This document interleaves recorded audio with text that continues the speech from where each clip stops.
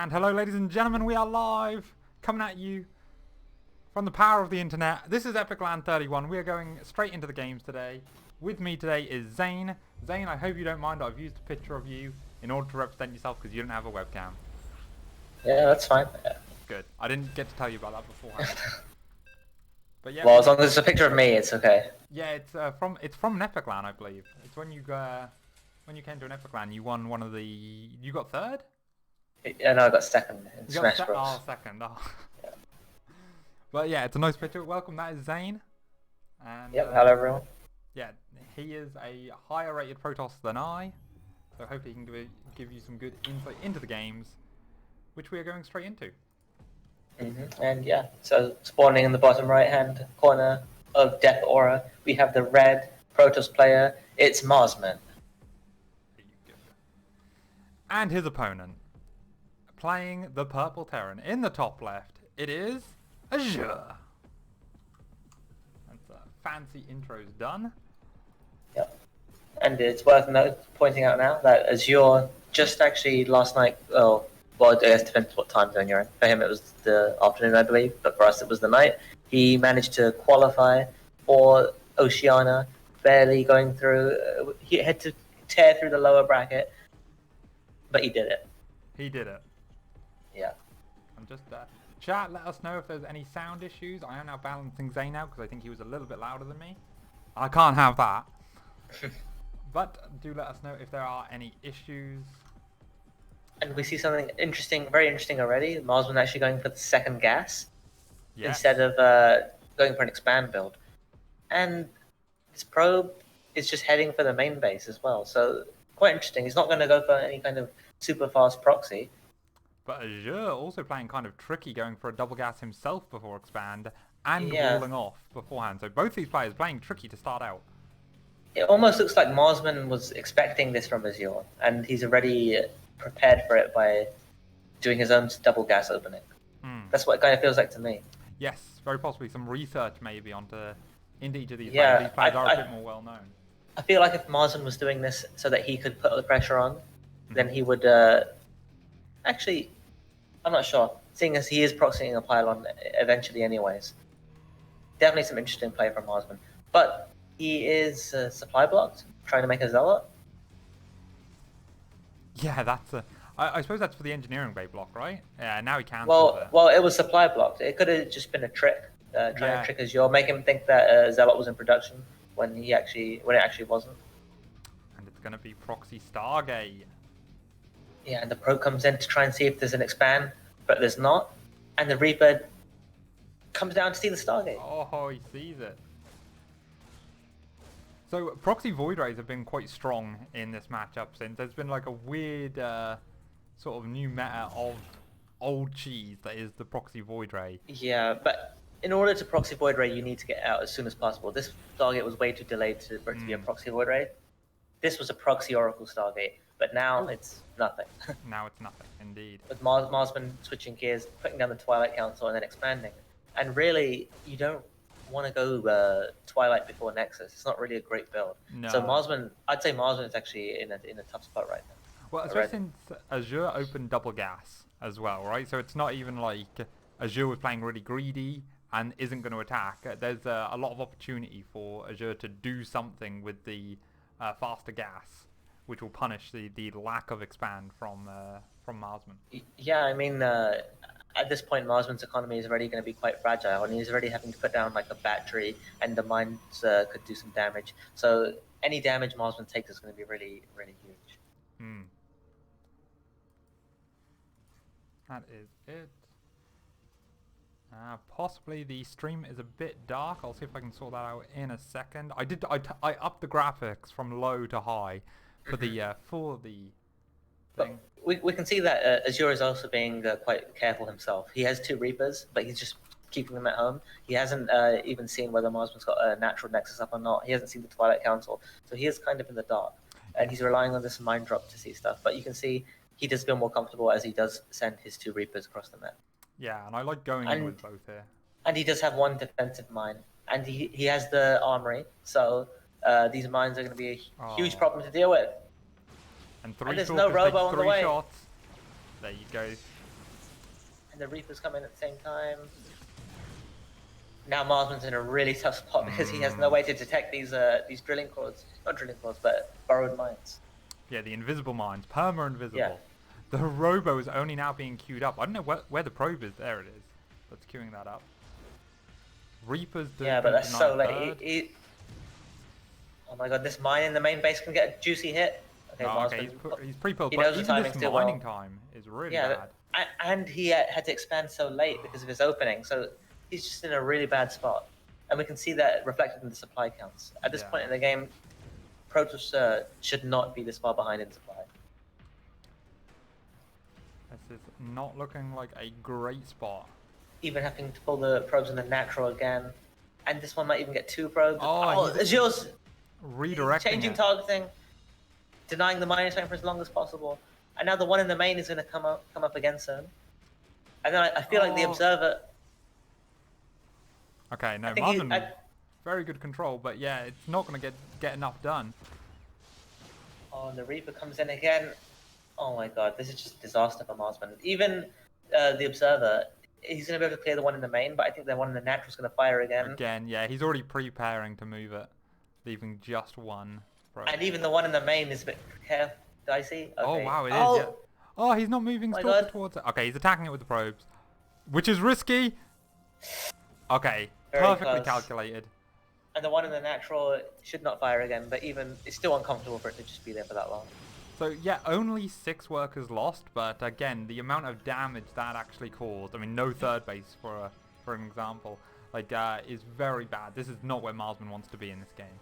Yeah, this is really bad for Marsman. And if you look at the supply, even though there is a brief supply block here, Azure's way ahead. And it's just that leads us to get bigger. I think Azure's gonna push Sims ready and just win the game most likely. Yep.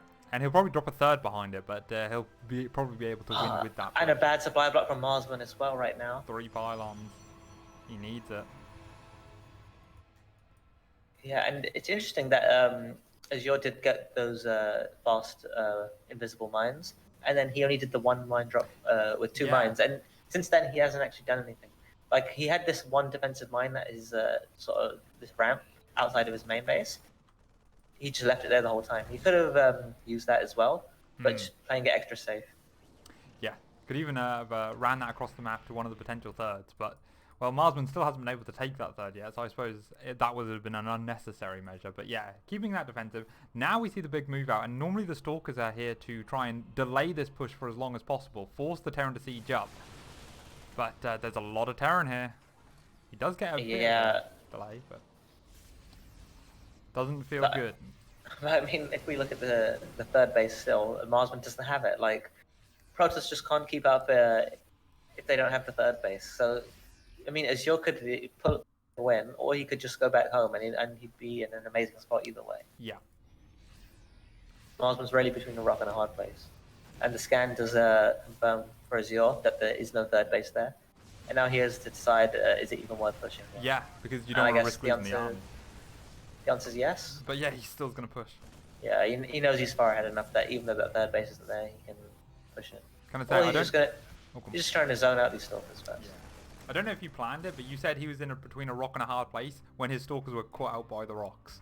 And I appreciate that. Yeah.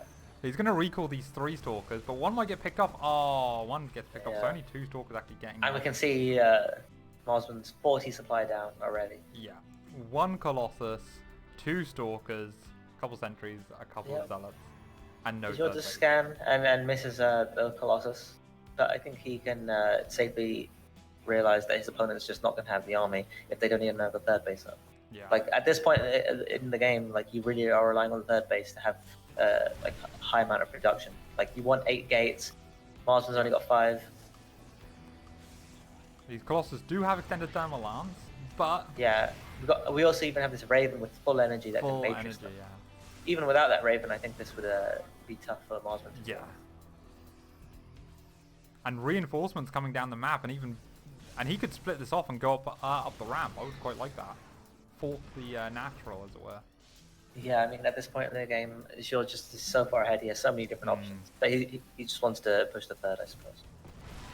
Yeah, do a nice big safe push. He's got his own third back at home, and that is now mining. Yep, that's mining full base, and there's an observer over it. So Marsman knows just like how dire the situation is. Yeah, and Marsman just decides to pounce, but it's nowhere near enough. Yeah, I mean, that started off about as good as it go. Only one disable matrix went off on a Colossus, and he did clear out some of the army, but I mean, there's just it's not very tenable, this position. Yeah, there were some great force fields, but he just didn't have like a big enough army to actually let the Colossus sit there and shoot.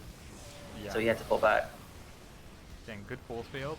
The Liberators come in and add a layer of complexity to this Terran army, making it harder, even harder for the Protoss to engage. Oh, Disruptor! Cheeky Disruptor coming from the side. I mean, even with a great shot like that, Marsman's still 50 supply down. Yeah, yeah. Disruptors are pretty good in this matchup. I've heard a lot of Terrans complain about them. But they're not that's why he doesn't want to cast. Yeah, that's why he doesn't want to cast. 2 PBTs. And yeah, Azure just pushes in, and off the back of that huge early game lead, we easily take them in. Yeah, very intense game number 1, but not a particularly even game. And again, it was a lot down to that early game, and kind of the decision making of Marsman to go for the proxy Stargate, but then it was spotted, and then it was a very unfortunate situation. I think he shouldn't even have cancelled that Stargate, honestly, because even having one Oracle out, like if you look at that game, the one Oracle would have just helped so much. It would have been able to reveal all those mines. It would have forced some more defense from Azure. Even if it's scouted, I mean, just having one Oracle out is really nice, I think. Yeah, it has a lot of versatility. Do you think you should have let it finish and get the one Oracle out then? Yeah, I really think it would have been good. Not just because of the burrow mines. I think in general it's just a good move, because the Oracle would have forced Azure into doing something different. Yeah. He even could have got a Phoenix out of the Stargate. Like, I don't think that Stargate was in any danger of getting depowered. No, it wasn't. I mean, there was only 2 Reapers out, and he had 1 Reaper shooting, and that Reaper then ran away from it, so it really wasn't at high risk of that. Though at the same time, I guess Marsman, Azure was doing a 1-base build, so maybe Marsman was a bit scared that if he went Oracle and it was like a 1-base all in, he wouldn't have been able to hold. So that's another thing that Marsman was maybe thinking. But if he was thinking that, though, then he shouldn't have got the Twilight Council either. So yeah, I don't know. It's sometimes when you like lose a coin flip like that, sometimes it's better to just play really risky and go for like super greedy and then like just hope it works. I don't know. Yeah, it's a tricky situation. Well, we are loading up into the second game, which I believe is going to be on Light Shade. And let's see, I have turned the gamma up a little bit on the thing, and now StarCraft is not. Ah, there it is.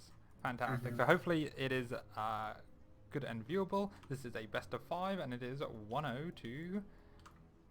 Sure. There we go. Yep. Spawning in the bottom right-hand corner of Light Shade.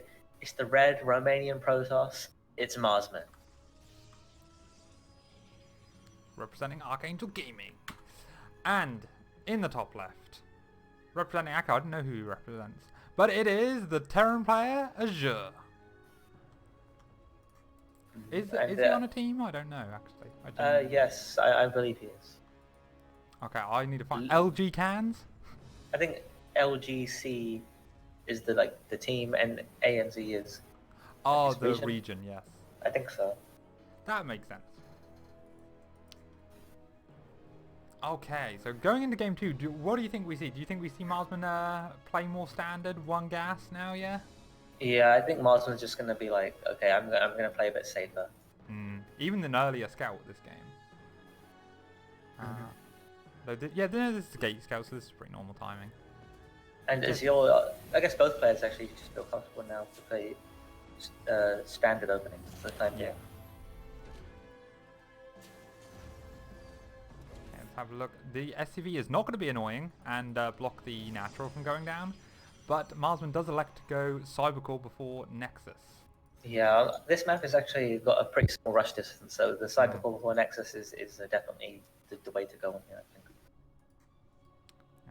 That probe has been poked a little bit, so it was running away from the CC. Yeah, and it's not going to try and harass. He knows there was another SCV around there. I mean, he could have done it a few more seconds, but not the biggest of deals. Yeah, I mean, StarCraft is a game where milliseconds do end up mattering sometimes, especially when we start getting to these kind of higher levels. But it is also taxing on the players, and they've got other things to focus on, so Yeah. can be tricky. Okay, we do see a factory come down, very standard. Probably going to be a 1-1-1 out of Terran. Though this... oh no, it's a Reaper coming across the map. I thought it was an SCV coming across the map. I thought it was going to be a proxy starport. But...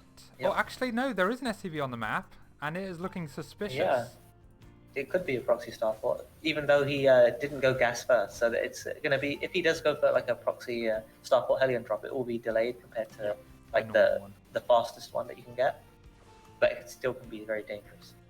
Yeah, I mean, Lightshade kind of has a similar kind of layout and issue that Simulacrum. Marsman looking for his adept on a it's on a path, and it was actually going to see that there's SEV, but then he changed the path so that it won't. Okay, we will keep an eye on that because it might still just see it over the rocks. Oh yeah, he has now just repositioned it, and it should. Yeah. There's no line of sight blockers over these rocks. There now. This is actually a commitment by Marsman. He's electing to... Oh, he didn't go far enough. Oh my god. Yeah, this sucks for him. I think he will see it because, I mean, normally, what you do is you send your first adept across the map, and then afterwards you might scout for it, but then you can't really see all the spots. Yep. But because he's not even bothering to shade the adept across the map at all, he's going to see it very early. Yeah, he gets so much time to scout for it. Yep. But he doesn't deny it from going up.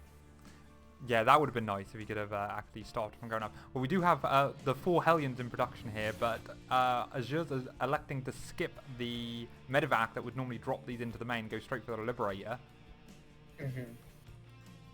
Yeah, it's an interesting move, because I feel like these Hellions might have actually been able to do damage anyways if he went for the medevac. Yeah. But the Liberator's just a bit safer. Definitely. I mean, Marsman has hard walled back at home. This was likely only a temporary wall, so he can just focus on dealing with what he thinks is the medevac full of Hellions coming in.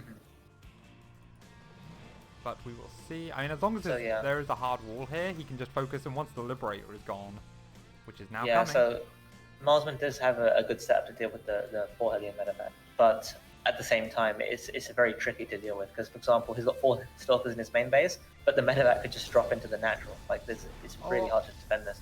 But the battery gets cancelled, and the Liberator is sieging up. Oh my god. Okay, Marsman's 7, 8 workers. And, okay, the pull in the main, cleaned up at the natural. But, horrible start for Marsman. He scouted the starport, and he still took so much damage. That must feel awful. Now, with this situation, because we had this in a few games yesterday, I casted this, and I wasn't 100% sure, and your PvT knowledge is better, how much is going Colossus here a good idea? Because the starport had to fly home, it hasn't got a reactor on it, so medevacs are going to be a long way away, which means Vikings are a long way away. So are Colossus a good decision here? Yeah, Colossi are definitely a good against like a proxy starport build, but even more so that they're kind of a necessity when you're behind economically like this, because the alternative where you just go like mass gateway units, that really relies on like you having a really good economy. Yes. And if you don't have a good economy, that style just doesn't work. So he's kind of forced to go Colossi anyways. No, that makes sense. Yeah. But he does cancel Stim with these Stalkers. That's a really big win for Marsman, because now he can like put down the 3rd base and be very comfortable for a lot longer. Ooh. Does lose 1 Stalker. I was Azure targeting the Red Health Stalker there. That was very nice. And yeah, restarting that Stim is... and there's a pro main base. I think the Liberator came in again, maybe? Yeah, I missed that. The Stalkers do seem to have come down after clearing that up. And yeah, we do see the Robo Bay now finishing up. It's really interesting though, because Marsman just walked in 3 more Stalkers instead of putting down his 3rd base. And I would think that after killing that Stim, you'd really want to just get the 3rd base down really quickly. But it looks like Marsman decided to go for more Stalkers. So he really thinks that he can put on a lot more pressure with the Stalkers, it seems like. Yeah, and no, we say that because a lot of Terran's pushers rely on the bio having Stim. That's such a key upgrade that doing an attack without it is just not happening at this level. You wouldn't think about it at all. And combat shields. But there's just so many tanks. I don't think these stalkers can get anything more done. I think that was the wrong decision by Marsman to warp in those extra stalkers than to get the third base faster. Yeah. And now we see a drop coming out, but all the stalkers are at the front, and there's very little vision for Marsman on the map in terms of observers, even all the way to his base. So this drop has potential. We'll have to keep an eye on that. Yeah, and he did use recall not too long ago. So I think I saw this build yesterday, and I don't think it was Azure that did it, but it was this proxy thing into 4 tanks into a push. Obviously this push has been delayed because Stim was delayed so heavily. But oh, this is actually 5 tanks, but he does blink up, and he's going to get combat shields again. Might even delay concussive. Wow. Oh, that's pretty big, and there's no more tech labs on any of the barracks right now. If only he actually got Stim. If he got Stim, then it would actually be huge. But I think he's still. I look at the supplies. I think that. And now the drop is coming into the main of Marsman as well, and he's just lost all of his stalkers, having to pull off again and warp in fresh stalkers at home. Yeah, and you can see Azure taking a huge supply lead now. I think that even though Azure lost those 2 upgrades, his army is just big enough that he could push across and win. Yeah. Especially with so many tanks being able to zone out the Colossi. Well, Marsman does have a good obs in position, and he's now relocating it as the army moves out. But Azure's got such a keen eye, seeing that observer flying overhead and sniping it off there. He is going to take his own third, but Marsman's third isn't even fully, isn't even started mining, and this is at the 8.5 minute mark. Yeah, I mean, Marsman was just in such a tough spot after the earlier game, and then he did get some decent stuff killing that Stim, but I think he had the wrong idea of what was going on in the game. Oh, now the army is slightly moving out of position. Luckily that one probe does give it away, so he's going to be able to reposition slightly back. 5 tanks. And really you want to slow down this tank army for as long as possible, but he wasn't able to, and Azure gets the Dream Siege position. Yeah. Really tough position to play from here. And he's just so far behind in supply, he just has no way to cancel this army. It might even be better just cancel this and take the other third base as soon as possible.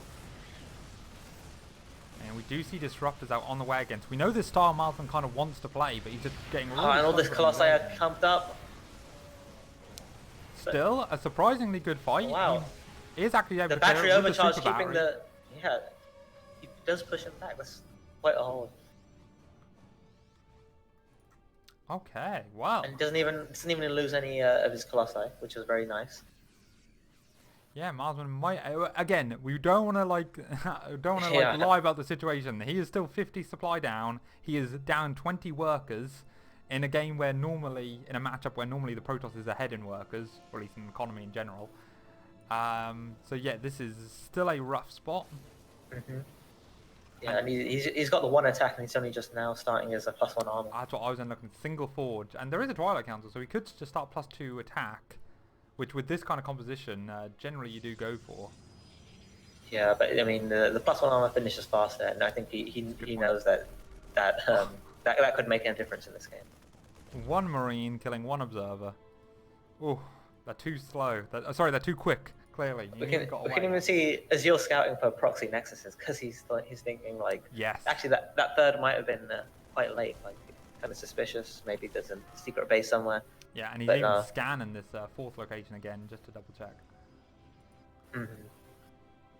But yeah, I think at this point, Azure, when he maxes out, which should be pretty soon, he's just going to push across the map with his massive army with lots of Vikings as well, and those Vikings are just going to make short work of those Colossi because there's just no stalkers. I mean, there's some stalkers in the main, but I feel like there's just not enough stalkers or storm or archons. Like the Vikings are just going to be able to dive upon the Colossi quite easily. Yeah, and I mean, and sometimes the Zealots can provide a bit of a buffer as well, but again, only a handful here. And this army looks terrifying to any Protoss who sees that coming across the map. And Marsman has no idea until just now that it's coming across, and he's just out of position. He is trying to take this 4th, but that's going to have to get cancelled. Yeah, there's no way. He knows there's absolutely no way he can clear that up. He needs the Dream Disruptor hits. Absolutely. He's got a few Disruptors in this army. Oh, he just sniped 1 tank. That's a nice snipe. Oh, Disruptor wandering forward. Oh, that would have been huge, but... Yeah. Oh, no force fields on the ramp either to sort of like slow this down. And now we do see the fight coming in. But as you said, Vikings absolutely clear everything up. Or at least clear the Colossus up, and then the ground is just left to die. Ooh, yet another win for Azure. yeah, a swift 2-0 up to Azure. Really getting those early game victories. And Marsman feels stifled trying to go into this middle game. Yeah, I think Marsman really needs to just make sure he doesn't take any damage in the early game. Because that really seems to be what Azure's good at. Like, just getting damage done in the early game and then using that lead to just close out the game. Yeah. It's a tricky one. My Protoss Harp leads, you know, when when you know exactly what it is, and little things just go wrong. So really unfortunate. Yeah, I mean, even the second game, he scouted the starport and he still took so much damage. So that just really hurts. Yes. Okay, we are just waiting to go into the third map here, which we do not know. I believe Zane, you are now in game. Hopefully they will invite me shortly. Yep. There they are. Pillars of Gold being the map. Okay, let's have a look. And we go into the game soon. Do you think this is a good Stargate map? I seem to have seen quite a few Protoss players go Stargate on this map. What do you think? I think not particularly. Okay, fair enough. I mean, I don't think anything makes it better for Stargate than any other maps, really. Yeah. Yeah. It just, I mean, if you're comfortable with Stargate, then you can go Stargate on this map. I think this is mostly, this is probably better for Terran overall. Yes, the third of this base is very wide open. The third base on this map is very wide open, typically. So, it is... Okay, let me have... Looks best of 5. It is... And spawning in the bottom left. Down 2 games. Can he bring it back? It's the red Romanian Protoss player playing for Archangel Gaming. It's Marsman. Ooh. There we go. And his opponent looking to take a 3-0 victory here. It is Azure. LG Cans Azure. Or LGC. Yeah, and again, I think, like, I mean, assume, like, both these players obviously come in, they are veteran players, they know what they're doing, they played plenty of best of series, so they probably came in with plans going in, and I think so far, everything is going the way Azure's wanted it to go. Like, yeah, I mean, you couldn't ask for a better score. Yeah, exactly. So it will be interesting to see how from here, what if he has anything specific planned for the third game, whether it's going to be another early game sort of build, which focuses on getting damage done. It's a very Terran thing to do. Yeah, I think that's what he's going to go for, because if it ain't broke, don't fix it. Yeah, exactly. And you just have a nice... I mean, even when you're ahead in general, it's just nice to do that anyways. When your opponent's on the ropes, then you know they can crumble under the pressure. Don't start going easy on them and go into a macro game, yeah. Okay, again, Nexus, Cybercore before Nexus. Very comfortable, safe way of playing against any sort of proxy shenanigans. Yeah, you kind of have to do that on this map as well, because this is like a mineral bug. You mine less minerals on this map from your main. Yes. It's one of the reasons I had it vetoed, even though I didn't know about that bug until after I vetoed it. Nice. Yeah. I'm honest. Let me see. Marsman comes back in with his probe, just to confirm that the CC has gone down. Yep. And the Reaper is going to go after it, yeah. He is going to probably lose the probe because of that, so that's not nice. Ooh. And Azure is hiding the bunker behind the natural of Marsman, and Marsman didn't scout for it. This is going to be really bad. I would say this is one of those things, it doesn't actually do all that much, but it's really like tilting mentally. That like your opponent just snuck this under. Like he'll build a shield battery at the natural, and then the Stalker will deal with this, and he'll lose a little bit of mine time. Actually, that's well positioned. I think that can hit everything. So he can't even mine from one of the patches. Yeah, I mean, Azure is just going to be ahead now. Yeah. Yeah, and Mars must be not happy. Yeah. Oh, the Reaper even trying to jump out, going to the main. Yeah, he doesn't want to risk losing that. Yeah, I mean, this Reaper is just so annoying. Like, he can't even scout with this Adept anymore. Yeah. He can't see what his opponent's doing. He can't scout for proxy starports like he did in the last game. And then the Stalker's going to have to help defend as well. He might even have to waste a battery overcharge. I think you can get away with... Oh, yeah, it depends on how good the repair is. Because Terran can repair it. as it goes. He might even take some hull damage on this Stalker before. Yeah, it's take some hull damage before. Oh, he's not in shield And it's battery out of range of the battery. Ah, come on. Little things like that really add up. What's going on? And yeah, now he salvages the bunker and very minimal mineral investment, and it stopped these 7 workers from mining for about a minute. So really, and it kept all these units at home. Yep. And he knows exactly which units were made as well. And he forced a battery. Yeah, there's so much little things there. And this robo is actually really late. Yeah.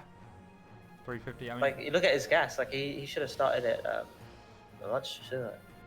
Is Azure living in Marsman's head right now, rent-free, is the question. Because, okay, the Adept does get in. It sees there were 2 Hellions made. It goes up and it sees that the reactor is on the factory, which confirms it. This is nice, especially the mule, pulling that off for a while. Getting that. But he didn't, I don't think he got far enough because it was only the Shade. So the Shade doesn't have the vision to see the starport, no, and the tech lab that's on it.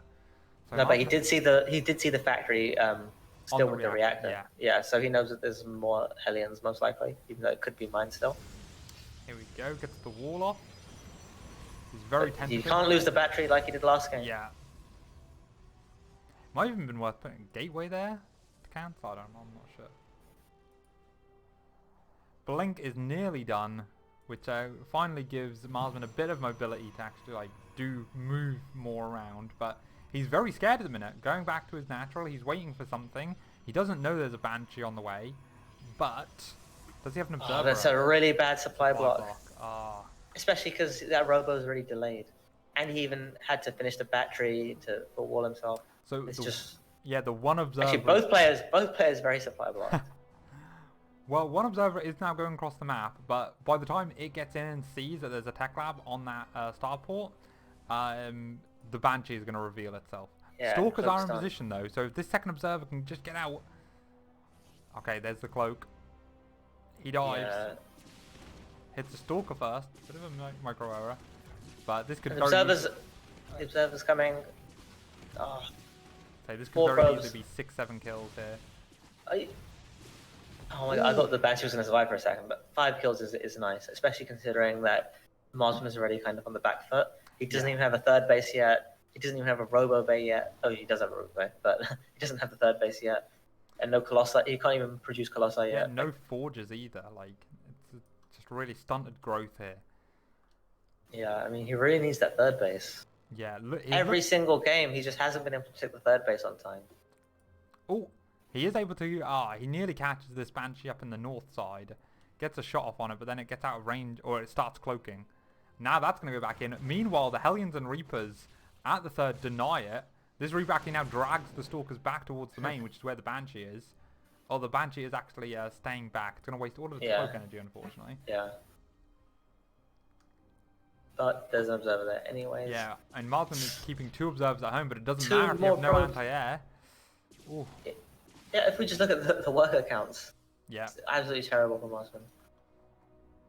Like, I don't even know what Marsman can do at this point. Like, he's actually moving out across the map. I'm not sure. Yeah, it feels like he thinks that he has to do some counter damage, which I guess is maybe the only way to come back. Yeah. But there's just such an insane setup. Yeah, there's no way the Stalkers can kill anything here. And the tanks are all just out of range of the observer. Oh no. Okay, he does come back.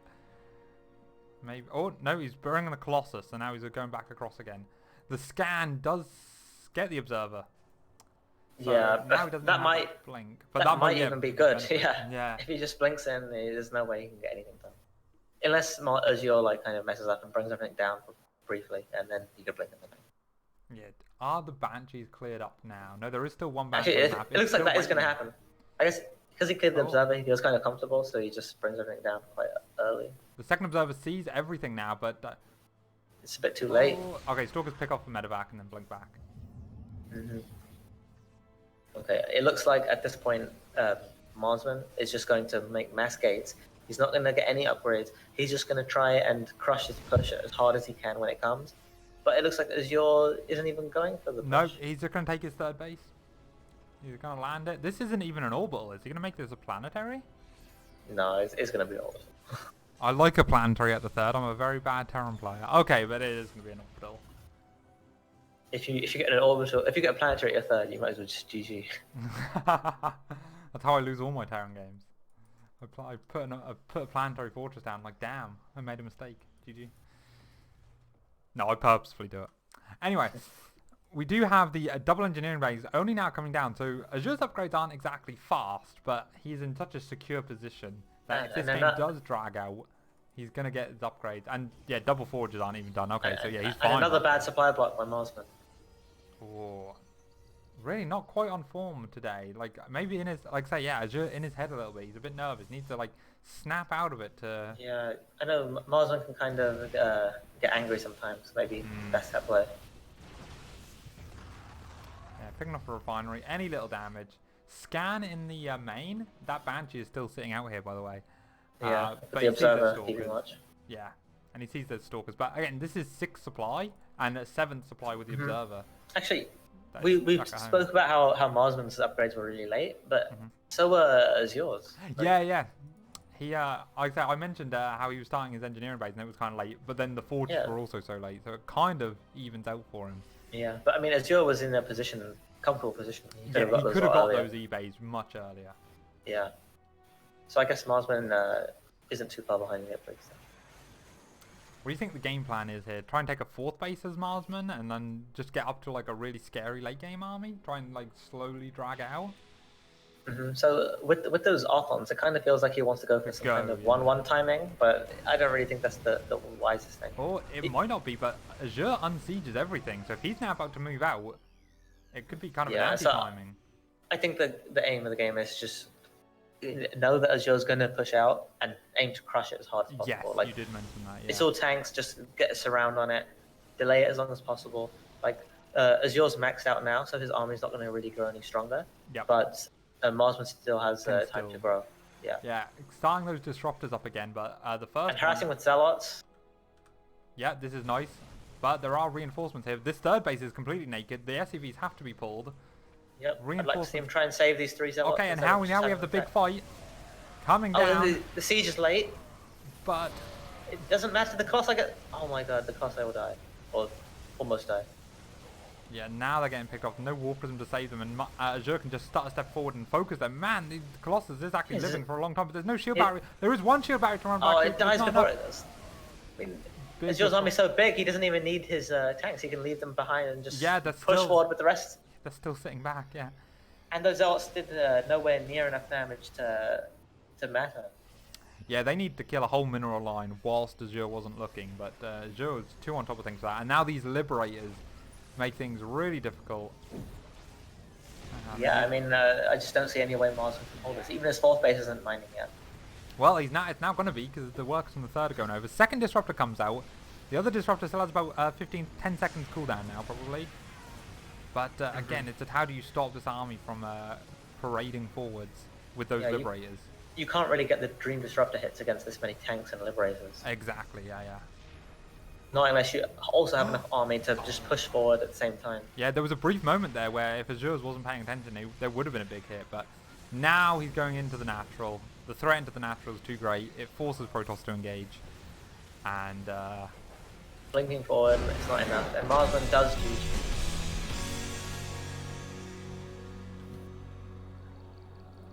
Oh, tough series. Because this was the winners finals. final.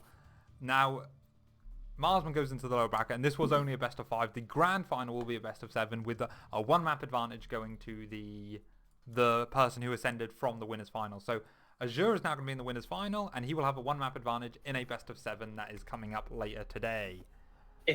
Well, I mean, it could be 0 in the final against Azure as well. Yeah, but Azure will be in the finals, is what what I meant to imply. Yeah. With a 1 map advantage. So yeah, big plays there. Yeah, I mean, and especially if Marsman doesn't step it up, he could not make it to the grand finals. Yeah, exactly, right? I mean, I don't know how comfortable he was coming in here. A lot of the big normal hitters from epic.LAN were not registered to play. Yourself, Raza, Risky. T-Ball, aka T-Ball, yeah. There's so many big names that didn't sign up for this LAN. So maybe Marsman thought, oh, it'd just be easy. But Azure coming down, flashing his British passport, and taking a ticket to the grand final. Yeah, and he must feel good, especially after qualifying for Oceania today as Yes, well. exactly. He's living it at the minute. Okay. So we're now going to jump back over to the EU server, and the next matchup is, I believe it is Roscoe versus Zeroy. Zeroy. There you go. Yeah, Zeroy and being, yeah. the star player of the UK scene, Razorblade, actually tweeted in support of both Maru and Zeroy today, so that should count for something. Nice. Terrans sticking together, right? Right, let's have a quick look. Let me just see if the players have done the videos. And then we will get into this. So, have you met Zeroy? Yeah, I met him once.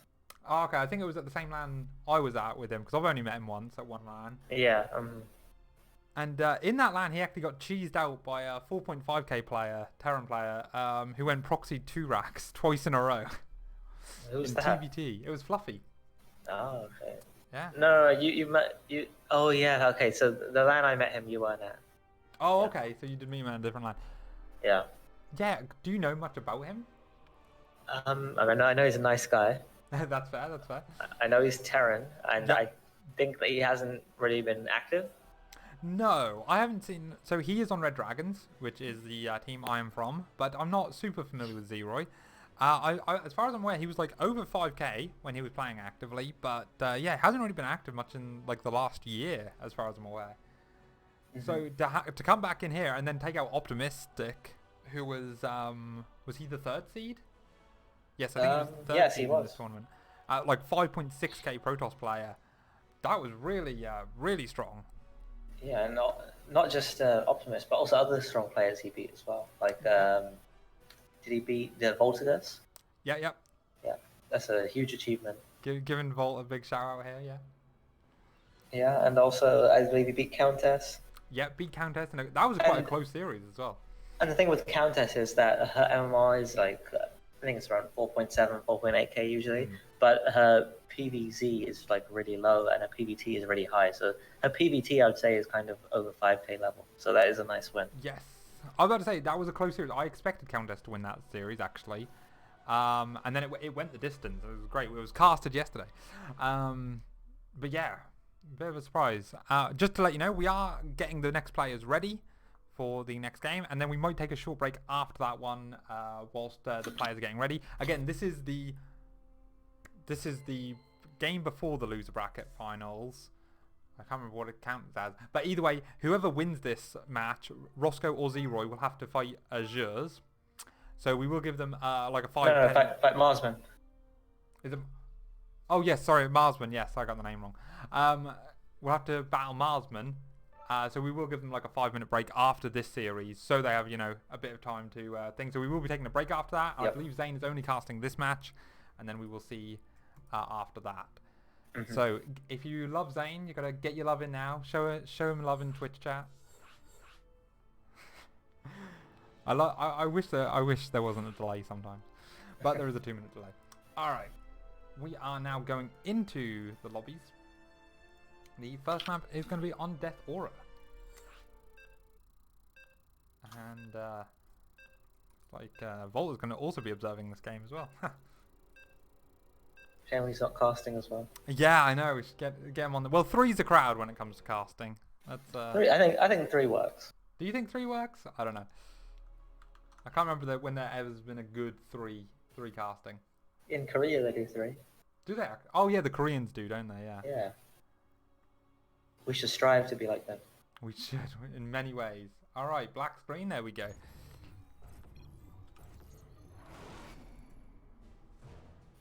So spawning in the bottom right-hand corner of Death Aura, it's the Protoss player for Red Dragons. Recently, getting GM for the first time, it's Roscoe. Yeah, it is. And in the top left, also representing Red Dragons, but as the Green Terran player, give it up for the man who is the God Killer in this tournament, possibly. It is Zeroy. And Zeroy already sending out an SCV, 2 proxy A barracks, most likely. getting the gas first. Yeah. So this is going to be just a proxy Reaper, it seems like. So yes, now I remember. So it was Zeroy versus Countess yesterday, where Zeroy did the proxy starport build, and he did it versus both Countess, and I think he did it versus somebody else, and it was both on Death Aura, and it was in this location on the right hand side. So I don't know if Roscoe saw those games, and actually, hang on, that SCV is actually queued up to go into that location afterwards. So I think that is what this is going to be. This is going to be a proxy Rax, and then maybe into a proxy starport as well. Maybe I'm reading too much into it. We will see. Yeah, time will tell. Either way, Roscoe's coming in here. Seeing... And he's thinking, where's the barracks? He's going to see if it's in the main base anywhere, but it's not. No. Double gas as well. That's a big big C. Yep. But I mean, that should be pretty common with this kind of proxy Reaper build. Yeah, that's true. I mean, sometimes, well, my opponents are bad, I suppose. I see it when there's only one gas, and then it's like just like a single Reaper, and they're going to lift the barracks up and come home. But yeah, this one might be it's more better to go double gas when you do that anyway. Uh-oh. What do we have in the corner here? It is not a starport. It is a Ghost Academy. What? Zeroy, the madman. Now, Proxy Ghost? Oh, Roscoe was on a path to go around all the map there, but he actually cancelled it and is sending his probe back into check. Oh, he's going to see it. Oh! He sees it. Okay, this makes tragedy. it so much easier to defend. But this is actually really interesting, right? Because obviously Ghosts can EMP shield batteries, which nullifies them. But, yeah, I actually don't know how... Yeah, and Cloak is on the way, so he's going to force a Robo in response. Do you think this is still worth committing to? I don't think so. How can it do anything now? Yeah. And he hasn't found the barracks, and he's been so close to the barracks twice now. But there's no Robo on the way yet. And Roscoe taking a Nexus. He's sending the Zealot to try and kill the Ghost Academy? It might die before... it's going to be close. Yeah, I think it will be close. There's still no Robo. So maybe... You really need a Robo starting here. And you kind of need more gateway units as well, I think. Yeah, I dislike the Nexus. I would have gone for a Robo before the Nexus. Yeah, I think Reaper I think it'll work out fine anyways. Okay, well, Reaper coming here. He's going to recall the Zealot. I suppose every unit does help here. But Ghosts are very good versus Zealots. I think this build doesn't work if it's scouted. Just straight up. But we'll see. No. I still think the Robo should go down before the Nexus. Maybe I'm too safe. But the first Ghost is now popping out. Cloak is only... I can't tell. I can't see with this overlay how... Two Ghosts are going to come in. And I think it's... Two Ghosts is going to be able to kill this. Especially if they EMP the battery. But I think the overcharge, Photon overcharge... not Photon, Pylon overcharge. No, whatever it's called. Battery overcharge. Okay. Can he block the ramp? No, he can't block the ramp. Now, 3. This is actually decent damage. I know, right? Because he doesn't have an observer. Even when the observer's done, these ghosts can fight this. Oh, the observer is rallying too far. Okay, but now the ghost gets caught. Maybe the ghost can't fight it. I overestimated the ghosts in the raw fight. Yeah, they do good versus Adepts and they do good versus Zealots. Okay. It's not the end of the world for Zeroy, but I think he is definitely behind. I think that really needed to do more damage. Okay, well the probe actually has come back into the main base and is harassing SCVs. Pretty unimpeded, actually. That probe This is GM probe control. Absolutely. Still staying alive. First barrack comes back. Third CC is going to go down. Oh, it gets cancelled. It might have actually been a block, but Roscoe would obviously like to see that it's a third CC if that's... He's going up to 3 barracks before the starport and even the third CC, so his starport units are going to be so late. This is a kind of a gamble, I think, really. Especially if Roscoe goes for the Robo Bay, which he does have a nice setup to do so, then it's going to be really hard for Zero to ever even be able to secure that third base as long as Colossi are out. Yeah, this Cyclone coming out, trying to hold the front. Speed Zone's helping the Stalkers slip out of that lock range. But with only 2 Stalkers, it's very hard to fight that. He is sending that Zealot to finish the job of killing that Ghost Academy. But yeah, I think Roscoe, he's still behind in workers. I think he really should have put more chrono into his Nexi instead of, I believe he was chronoing his Robo, and he's doing it again. Like, chroning out these Immortals is not that big a deal, I think. Like, he He really needs the probes. Is the chat on the stream? Yeah, chat's on the stream. The That's F2 key fell off for the Terran player, and he could not play So- anymore. What does that tell you? It's a mind game. He's trying to make him think that he's pushing across when he's actually going for 3cc Ooh. with no starport. Okay, the defensive Cyclone has actually ventured into the middle of the map to keep this Ghost Academy alive. But yeah, like if we look at Roscoe's setup, he's got 2 Immortals out and he's chronoing the third one. Like he was like so. I feel like he was so sure that this was like a 1-base all-in or something. Oh, maybe. No, but he scouted. Yeah, no, yeah, but Wait, what? The probe didn't see the natural. Like, does he think? Oh, so he must have hidden the probe in the base and then went back in and saw things. And he didn't. I mean, he's see cut the probes now. He's cutting probes. Like, Yeah, so Roscoe's does gonna. he not all know in. what's going on? I think Roscoe's gonna all in, and that's what this is. How many gates are there? Only 3? Yeah, only It's 3. such There's a weird, 4. weird game by Roscoe. Like, I think he maybe just doesn't know how to react in this sort of situation.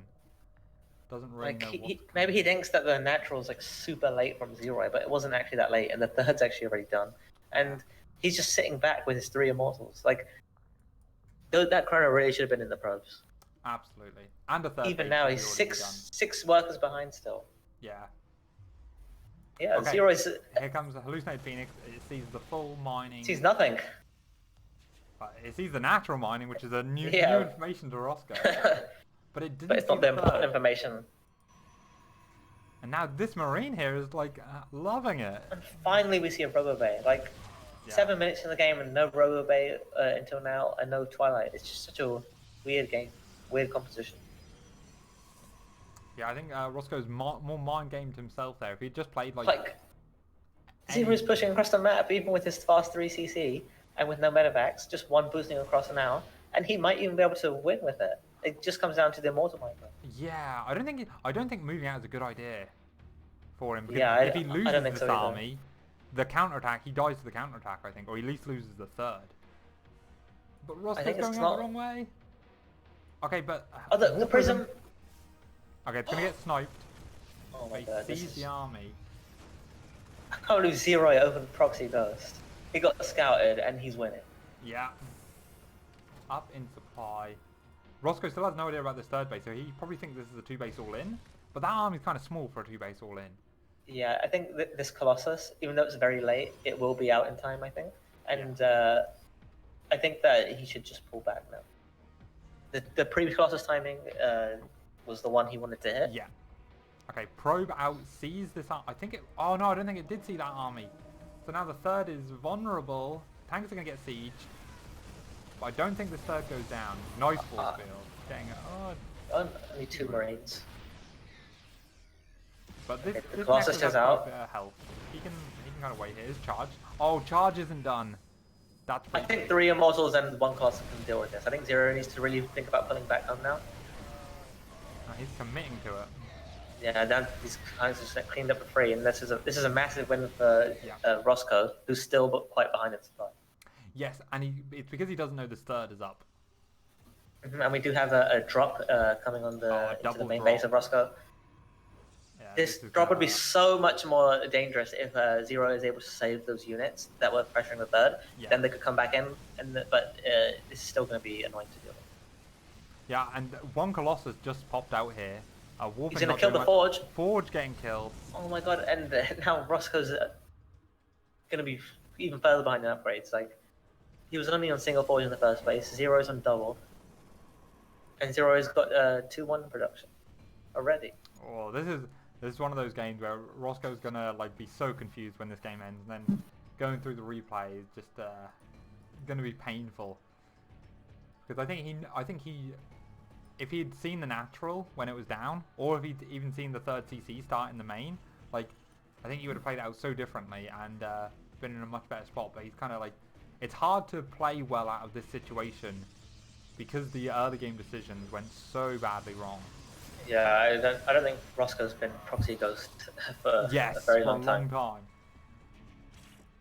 But yeah, Zero's just so far ahead in supply. Like, Mines are an interesting choice. He's already seen Colossus. Oh, the double drop coming back into the main. Nothing's here to defend it. Yeah, just and now he's pushing the into fourth. the fourth. Yeah.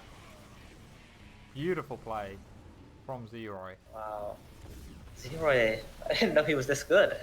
Well, yeah, I mean, it's, neither did I. Terrans are looking And there's good still here. no forges on the map. There's still no upgrades on the way for Protoss. 11 workers going down. Roscoe's only at 50 versus 70. A theme of today, it seems, being over 20 workers down. But we do have 4 DTs in production and no turrets on the map. Okay, the Hail Mary of when behind Dark Shrine. Roscoe does like to include these in his armies. So he will fight with the DTs rather than send them off. Okay, Oh, and he just scanned them. And now we're going to see the turrets, the panic turrets. Zero's too cool. He's so calm and collected. He knows he doesn't need the turrets. Doesn't even need to. But he doesn't have a lot of energy on these CCs. He's going to have one scan soon, but... Okay, double drop coming in again. Main army swing back around the side. I mean... That gets cleared up, but there's too much in the natural now. Yeah. I mean, Zero can even sacrifice his whole army for like economy, or even trade it out and still be way ahead. Like he's 100 supply up, even units in the third base, forcing the probes to fall. Yeah, this is one of those things where, again, in Roscoe's mind, this game might be a lot closer than he imagines it. Like, oh, maybe, you know, that was everything, and it was everything again. But yeah, this has been quite an unfortunately crushing defeat here. Yeah, I mean, GG well played, and well played is really so. Yeah. Oh, well. Do you know what? I memed yesterday that we were going to have 4 Protoss in the top 4. That was like a possibility. But yeah, no, the Terrans are really coming out strong here. Yeah, Zero just, I don't know. Is this really Zero? Apparently. Raza logging into Zero's account? It's possible. It's possible. The Red Dragon collusion to kill a Red Dragon teammate as well. Well, I really do hope that Roscoe doesn't like look too deeply into that game. It was sort of a thing. Like really, sometimes you got like just base and reset. This is a best of 5, so he has like it's not like he's now on his last leg. They are going to be going into Oxide second. Volt is the party leader for some reason. Oh, he's admin. He's adminning for us. That's good, actually. I really think that he got confused by like not seeing the natural, and then he just, I don't know, he just overcompensated and promoted the immortals and stuff. Like, if he just realized that natural was there, I feel like he would have not reacted how he did. Exactly. I think yeah, he did everything apart from the good decision, right? It was like he could have either taken a third or taken a really faster Robo Bay. Could have done all these sort of different things. It's just unheard of for Protoss to not have a Robo Bay or a Twilight cancelled 7 minutes into the game. Yeah. Unless something really crazy is happening. Yeah. And again, it was crazy, but then it kind of wasn't crazy after the Ghost got cleared out. Well, Zero making waves happen in this first series. Again, it shouldn't be necessarily too surprising considering he had a good series versus Optimistic. Don't worry about the black screen stream. It will come on. There we go. And spawning in the top right-hand corner of Oxide, down 1 game, it's the newly GM Protoss player, Roscoe. And his opponent in the bottom left, looking to take these maps with style, willing to do everything. He is a crazy madman. It is Zeroy. And we do see the SCV going again. Well, I mean, it got scoured last time and it still worked. I don't think it'll be ghosts again, but... so he's not proxying the barracks. But oh, yeah, of course, yes. Still a fairly fast SCV scout, so it looks like he could proxy a second barracks, or he could engineering blade block. Yeah, it actually went... I think it's an engineering blade block. I would say, yeah, it went the path to avoid the... Oh, actually, no, I don't think it did. I'm just not used to this map yet. Yeah, engineering blade block goes down before Roscoe can even see it. And yeah, this is very annoying. Like, this has become a lot more popular at the pro level recently, and the pro response has actually been to just take the third base instead, because clearing this just takes too long, and it just ruins your build so much. So it'll be interesting to see what Roscoe decides to go for.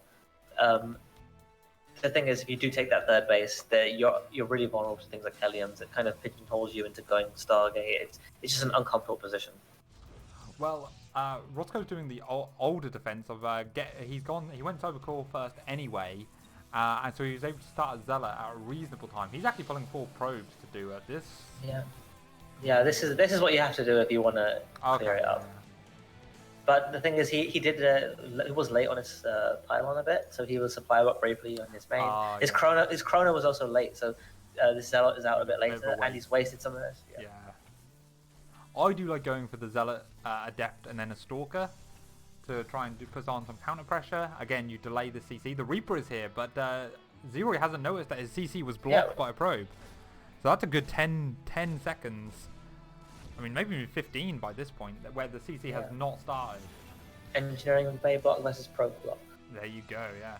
And now, this is actually... Now, Roscoe can be quite an aggressive player. He really likes these early Adepts and Stalker situations. He's even chronoing the Stalker. Yeah, he'll go across with it. Especially if there's no bunker. I mean, there is a ramp on this map, but there's no bunker. Oh, no bunker's so greedy, especially when you know your opponent has a Zealot. I tell Roscoe this when I watch him stream. It's like he should just throw down a shield battery in his main, so he doesn't need to worry about this Reaper that's coming in. Because I know he wants to send that Stalker across the map. But either way, there's only one Marine here. The CC is not even half done. And yeah, this Adept's going to easily deny this CC. The Zealot's not even harassing. The Zealot's scouting for proxies. Well, I mean, he's scared after last game, I suppose. But even this one Adept is still so annoying. Yeah. Like, if the Zealot was here, it would be even worse. You really needed that bunker. He did, yeah. But it looks like the Zealot is changing its decision, and it is going to go for the attack now instead of scouting. And this is going to be pretty bad. Like, the Hellions are going to come out and clear this up, but the CC is very delayed. Yeah. I feel like this more than makes up for the engineering play. Yeah, absolutely. In terms of like the risk, even the scouting, everything. Yeah, the coin flip on both sides for how this goes. It definitely ended up working out for Protoss Bear, I believe. And there's still no SCV on the CC yet. Oh, okay. Now one comes on. But yeah, this is going to finish at what, 4:30? It's a pretty late thing. There's going to be Banshees. And the fast third CC comes down again. Third CC even before the tech lab on the barracks. Yeah. A reactor.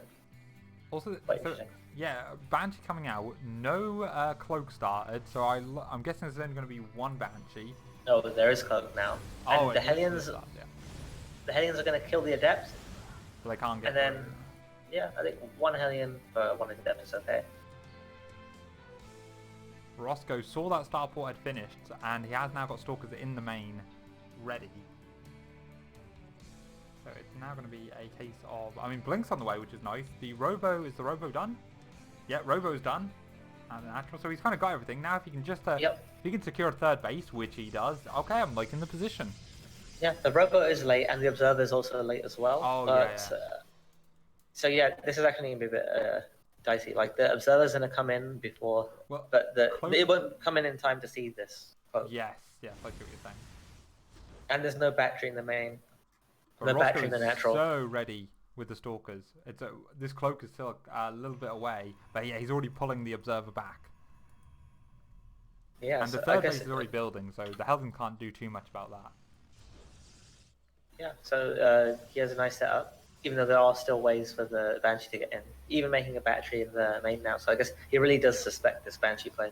I guess he knows maybe Zero specifically likes to do it after the Hellions. One of the Stalkers shot at the Banshee, and then Roscoe pulled the Observer to that location, or towards that location. Okay. So he did catch that. Observer in the middle of the map sees the Hellion still sitting there. Second Banshee now joining up with this first Banshee. There's only 3 Stalkers. Do 2 Banshees... There's these 2 mines here. The mine's burrowing. It's weird as well. Where are the mines? There's a mine at the fourth, kind of fourth. I don't know. I think usually you take the top left base as the fourth. Yeah, you take in a line. Yeah, whatever this base is. Okay, yeah. So Hellion poking in. There's a lot of Hellions, and 2 more factories on the way. There's going to be mechs. Oh, and actually I did see Zero play mech in the epic.LAN that we were both at. So. Okay, yeah. Yes, I've played 1 or 2 games against him, and he went mech on Eternal Empire. Oh god, I hate that map. For mech. Yeah. So yeah, no, this is in his repertoire to be able. Really, I feel like at this point Zero is the UK TY. Yeah. You need to get him casting as well then. Yeah, actually, even though the Banshees didn't do anything, I feel like Roscoe did actually commit quite hard to the defense by making 2 cannons and 2 batteries. Like, the batteries really should have been enough, especially because he has these stalkers still here. The cannons are kind of overkill. Oh, okay. Picks off 1 Banshee. Doesn't get the second one, but his blink is going to be off cooldown in the second, so he can get back in. Yeah. And he has got an observer in his opponent's main base, so he does see that this is mech. But does he realize that, though? I think so. I think so, because he was moving it around in there. Yeah. I think the Immortal, instead of the Colossus, shows that he knows. Because against mech, the Colossus is not really as useful, even though it actually does have some uses. But the Immortal is generally just better. Yeah, just a lot of Immortal. And it's looking like a heavy tank Viking play so far coming out. The Vikings are quite interesting. Like, yeah, you don't typically get Vikings with this. Maybe he's trying to count for the Colossi, but he hasn't even seen the Rover. Well, he then saw it because they then cleaned up this 4th base. But yeah, that was a bit preemptive. Maybe he was worried even about Tempests. But I mean, even if they are Colossi... A lot of Hellions running into the 3rd base here. 8, 9, 10 workers going down immediately. 13. It's massive. For like Against 5, 6 Hellions. Oh, okay, now all the Hellions are going to go down. Maybe? That quick? Worth it though, I think. Cause, yeah, definitely worth it. Against mech, you really need like a really strong economy to just outmuscle your opponent, but yeah, and that's not the case. It takes Terran a long time to build up the gas army that they need. And they get like Zero's not sieged. Oh, that could have been big, but actually there's not that much of an army here. Like only a handful of stalkers, Colossus. Yeah, this army is just not that good against tanks. Yeah. And we do see liberators now, so it's going to be like tank liberator mostly. Yep. Okay, well, yeah. I don't know. It's hard. I've headbutted my head, against the wall that is the Terran mech player so much and lost so many games because I'm like, I just got to keep them off the 4th base or try and break the 3rd base, and it's very painful. I know the better answer is to take a 4th, take a 5th, go up to Skytoss, go up some Tempests, and go Tempest Disruptor to like deal with the inevitable Thors that will be coming after this. Yeah. The thing is, Zero's setup is actually really, really fragile. Like, you really need turrets and stuff, and like these Vikings should be on patrol to deal with like a potential warp prism. But that's just not in place. Like 1 warp prism would, like with 4 zealots, and then warping in 8 more, could just win the game for Roscoe. And he doesn't even have this observer to kind of realize that. But he's going for it. He sees that there's not that many tanks. The Liberators weren't sieged up. Colossus is putting out some damage and distracting. I don't think it's just the right call. The Immortals are doing a lot of damage, but if he gets out of that Liberator, yeah. Now it's just Stalkers. I don't think that was the right move. And again, I've done this myself so much, headbutting against the Terran, and even when you trade, it's like it just doesn't feel great. Yeah, he could have done that with like Zealots in the main base at the same time, and that would have been huge. But just attacking head-on like that, I didn't like that. And now that both the armies have cancelled each other out, Zeroy can take this 4th base fairly free. Yeah, exactly. That's what's really bad about the hard part, just trading with mech. Like, you really want to deny them from taking bases. You really want to take lots of bases yourself. But just trading like that is just good for the Terran. And now 2 Helden's going to run into the 3rd. Only 1 cannon defending it. And the Dark Shrine is there, revealing that the Dark Shrine is in play.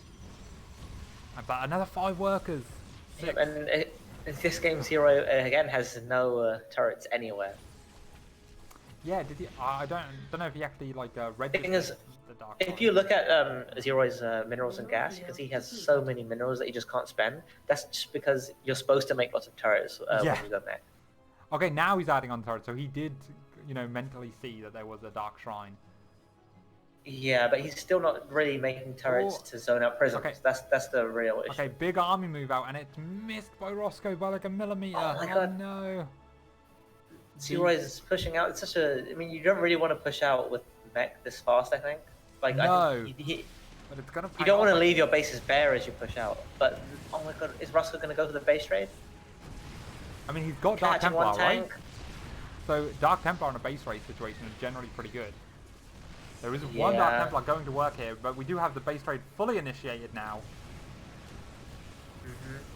And yeah, this is Roscoe's play for it. Still no scan going down on the main army. Okay, there it is. Finally clears up that 1 DT. Okay. There are more DTs here. The natural falls, but we've got a nice choke up into the main. Yeah, Zero is going to hold the main base, I think, and possibly the planetary. Another Dark Templar, like, swiping away, though. And now there's only one orbital on the map. It does have, like, 3 scans worth. The tanks aren't sieged. These Immortals are going to do so much damage to them. The Liberators aren't sieged either. The tanks were kind of not really together, but the supplies are still very even. The tanks still aren't sieged. I think Roscoe's done it. Hang on, there are still Liberators and a Banshee. Okay, yeah, but he's still got an income. He's still got another base mining. Well, so does Zeroid, but yeah, this game has gone into a very wonky place. There's just so many Zealots. I don't think that you can clear them up very easily. Actually, you know, I guess it is kind of even. Yeah, I mean, the Liberator's now coming up here to, like, try and force an awkward engagement here, which it is going to force. This Banshee's still going to work. I don't know where the nearest observer is. There it is. Now it's coming. There. Okay, I think that now Zeroid just has to... I don't know. I think he has to defend, but yeah, I don't really know. He's still expanding, and Roscoe isn't aware of all these expansions. He has a lot of tanks.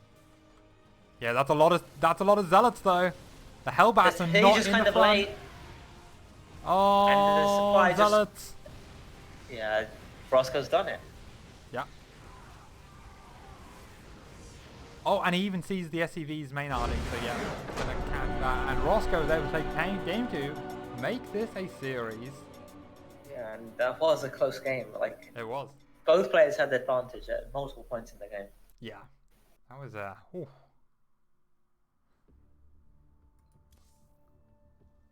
yeah, I mean, Zero's move out felt really off after that headbutt that failed for Roscoe, and he was able to secure his 4th for free. You know, that's like the mech player's dream, right? Like, got my 4th base, Protoss has attacked into me cost inefficiently, and I'm alive. Yeah, I think the biggest mistake by Roscoe was, I mean, by Zeroid, was that he pushed out like so quickly. Like, I feel like he was kind of overconfident after that trade. Whereas really, mech, you kind of need critical mass, and he didn't have that critical mass. Yeah, you almost want that like 200 supply. Yeah, and Roscoe was at the wanting to push out anyway, so I feel like if Zero just had a really good defensive setup, he actually could have won. Yeah. What is going on with the lobby here? Roscoe accidentally picked Terran. So nice. Okay. So Volt left to cancel the countdown. What a boss! What a boss! Yeah. All right. Well, we are going to be getting into game number 3, which... Hang on, are we on Lightshade? Weren't we just on Lightshade? Yes. No, we were on Oxide. Was it Oxide? Oh, yeah. We were on Oxide. The new maps, they catch me out. So, I think that you can kind of see that Zeroid wasn't that experienced with mech, at least recently. Yeah, no Thors added in either. I feel like Thors are so good nowadays. Like, well, I think that the thing that really showed that... well, I mean, you can. Oh, I'm the host. Oh, okay, yeah. Okay, so I think the thing that showed the inexperience was the lack of turrets when he was floating so many minerals. Especially, like, when you're playing mech, the Prism is just so dangerous. And I feel like because he didn't have the turrets, he didn't really think that. Yeah, he didn't have, like, a ring of turrets in his main either. Like, so, as you mentioned, a Zealot warping in the main while he was taking one of the big fights could have been really devastating.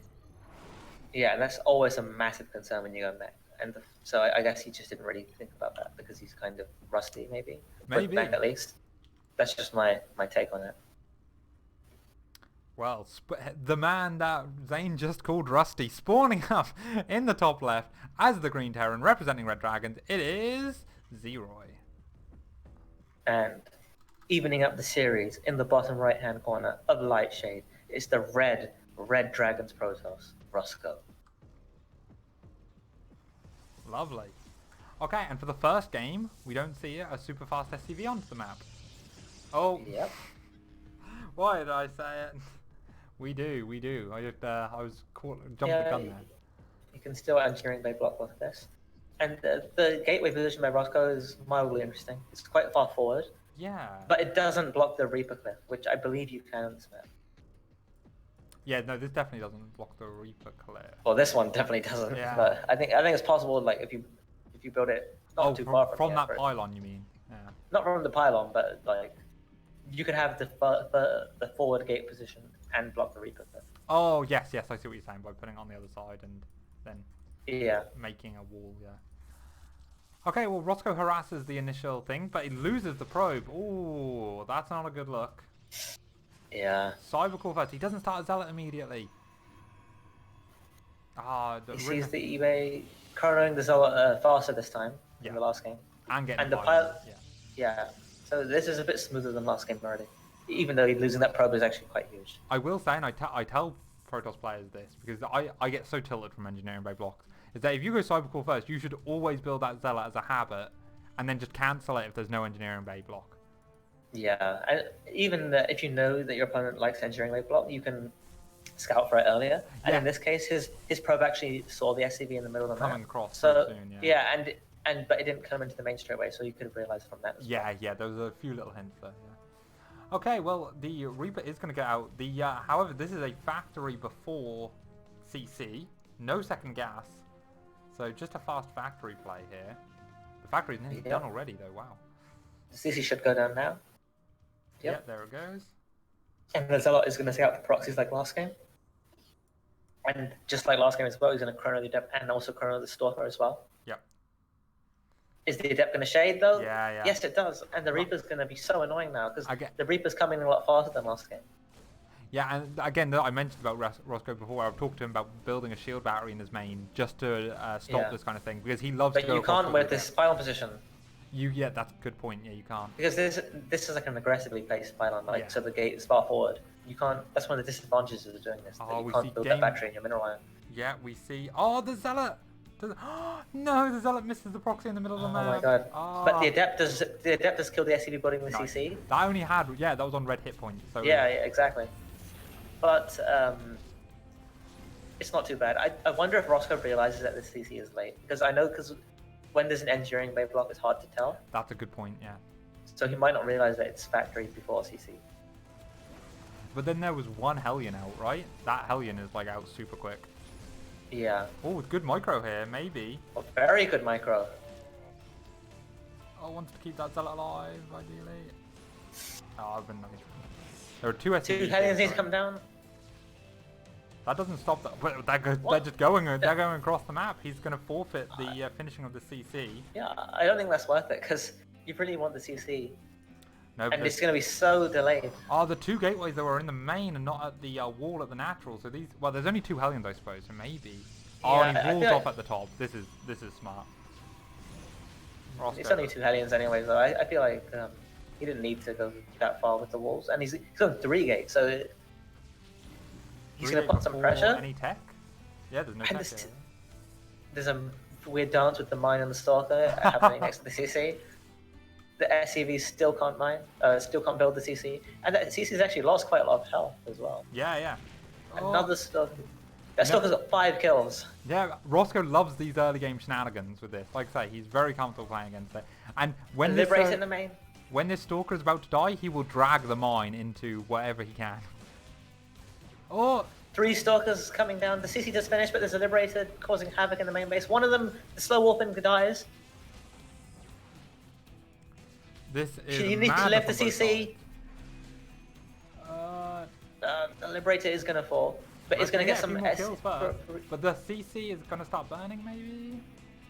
Oh, it doesn't matter. It's going to be able to get repaired. Yeah, Zero already starts his 3rd CC. The worker counts are bad for both players.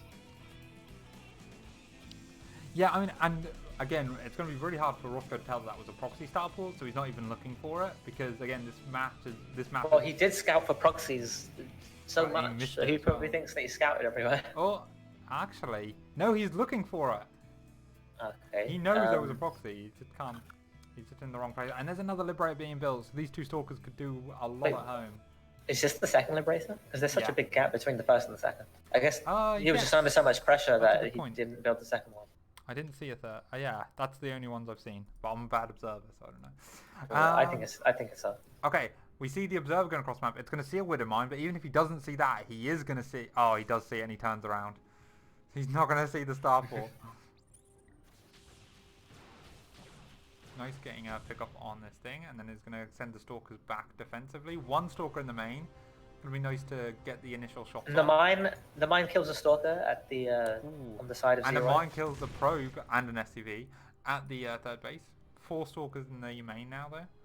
Yep, the Liberator's just going to chill here for now. Man, what a manic game. We are 6.5 minutes in, and both guys are at 50 supply. Yeah, 29 SCVs to 39 probes. Oh, I feel yeah, like big difference there. even though there's 3 CCs, Zero really needs more SCVs ASAP. Oh, okay, yeah. The Liberator comes in, dives in here, gets a stalker. Oh, these are big trades at this stage in the game. Yeah, that was decent. Also, Roscoe was sending one stalker to deal with the Widow Mine, and he actually pulled it back. So that Widow Mine is still there, but he's not quite ready to take the third anyway. So, oh no! Yeah. Oh, this is so annoying. Okay, even gets the Observer. yeah, at least the armory wasn't done. Oh, that's Yeah. another tilting thing versus Terran, that is. When the splash accidentally gets the Observer. Oh. Okay, well we are now settling back into a more normal style game. We do see Colossus on the way. How many racks are we up to now? 4 racks. Is there a 5th rack anywhere? Yeah, there are 5. There are 5. Oh, there are 5. I can't count. Yeah. And I think So yeah, pretty standard. Zero needs to try and take this third base as soon as he can. Yeah. But he hasn't got big army. It's really these tanks. And I suppose if you try and take the triangle, you can put a tank on the high ground maybe. Put a tank on the high ground. And a bit easier to defend. We do have oh, it's just a marine going across the map. See, gonna scout the third. Roscoe's adding more gates now, and not adding any forges. So this feels like it could be quite aggressive from him. Yeah, these have not been very upgrade-focused games. Yeah, and nice moves by Roscoe clearing these mines on the outside. Yeah. I feel like at this point he should have pulled back this mine earlier, knowing that Roscoe's on point with clearing the mines. Yeah, interesting. Oh, a scan just for a 4th base. Okay. Is it though? It's a weird scan. Yeah, well, yeah, I'm not sure. Yeah, and Zero is going to try and take that 3rd base. The Observer is going to see it land. Oh, it pulled back. I don't know. It might have just seen it, but it's pulling back. He knows the army is now out on the map, though. So he looks like he's going to poke forward and then like... Oh, the CC is low on health from the early game. Oh! He could actually die. But okay, the tank does come down. Should be enough. Oh, he's trying out all the stalkers when he knows there's a big attack coming across the map. I don't know about this. It's only 2. It's like 2 Colossi, and this charge is about to finish, but this just isn't enough. I feel like one tank's going the wrong way, but the Colossi is just going to get pounced and die. Oh, Colossus feels so fragile. I mean, they do take a good chunk of Marines with them, actually. But that could have been a lot. This is huge. Like, there's one more Colossus out, but I think that the third can die before it gets cleared up. And the natural didn't die. Nice micro pulling the tanks further back, sieging them up. Yeah, Zero's going to just take a massive lead. He might even just win. You can still. see Roscoe doesn't want to lose the 3rd. He's desperate to save. Is he going to focus the 3rd base? Yes. Those OP Marauders just do so much damage to buildings. They do. It's not fair. Roscoe still has a slight worker lead, but it really doesn't matter for now. Yeah, you just can't use his worker lead because he only has 2 bases and his main is half mined out. Oh yeah, that's already efficiency out. And Zero again, no turrets. I feel like he should just make some turrets. I feel like Roscoe should just make some DTs next game. Yeah, Hide on the map. There's going to be so much chaos going on that Zero won't notice that there's a proxy. Oh, forcing a cancel on the 3rd and now picking up all the probes. This is actually just game engine damage. Yeah, things go from bad to worse. Yeah. Roscoe just starting his first upgrade of the game, the +1 armor. Oh, these Colossus getting pounced on as well, but no, both going to survive. No, that was not really efficient by Zeroy, but he's so far ahead it doesn't matter. Even getting more damage done with the natural. And a drop in the main. Like, he's the being everywhere. Microing 3 red health units. Yeah. Is he going to depower anything? No. Zeroy playing out of his mind this series. Yeah, really on form. Oh, Colossus derping on the minerals. We haven't seen this since I can't remember that classic game where that happened, but there was a classic game on Zelnaga Caverns. Oh, the 3 red health units come back in. Healing up before stimming back in. Yeah. And I think Roscoe's had enough and he's just going to go in and try and win I the mean, game. yeah, He even cancelled his +1 armor. Oh, wow, yeah, so he's going for it. That's when you know a process or... Okay, 1 Stalker. Can it do it? No, it can't. Yeah, these Well, 3 actually, units in everything's the main stimmed base. again. Everything's 1 health now. Okay, but we do have the big fight now going down at the 3rd. Now, again, it's only bio, not a load of tanks here, but oh no, everything gets on top of the Colossus really quickly. 2 There's Colossus, not enough 3 to Colossus buffer. go down. And, wait, is this not best of 5? I thought it was a best of 5. I thought it was as well. Roscoe just typed out as if that was it. I might have been wrong there. So, Well, we need confirmation from our star admin Volticus. Volt! I will double check. I mean, most of the lower brackets are thingy. I will double check with him. Hang on.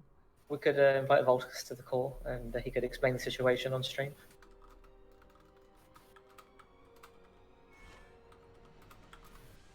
Well, they've left the party, so... Yeah, I mean, I was definitely under the impression that that series was not over. That was not the deciding game of the series. Yeah, apologies. I specifically was like, yeah, Roscoe's got 2 games to come back. It's fine, it's fine. Yeah, I mean, it's a tough one. Yeah.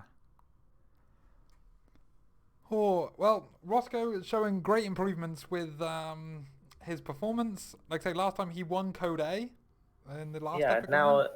top 4 is a really good result. Yeah, now top 4. Considering there's other strong players in this tournament like Optimist, Molten, Yep. Volticus, Savage. He took out Molten himself, actually, yesterday. Yeah. So they were both fighting for this position for this match. But Wow. to be honest, I think Zero is the real story of this tournament.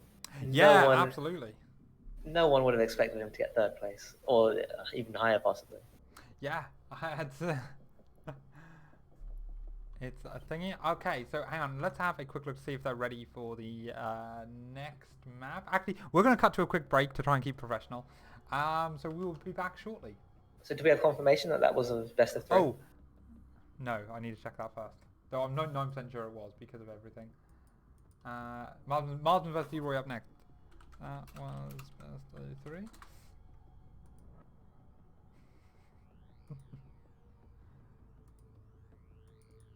Okay. Okay. Well, I'm happy to go straight into the next one. If you are, Zane, if you can stick around for it. No, unfortunately, I can't stick around for the rest of the day. Oh, yes, sorry, I see. Sorry, I just saw your message that you can cast one more, and that was from earlier. So I was like, all right, I'll segue into that. Yeah, this is the one more. All right, yeah, no, we will cut to a break then while we organise the next match and see if we can get another caster on here, or if it's going to be just me. Zane, thank you very much for doing it. Do you want to do any shout-outs before you go? Shout out to you for having me on.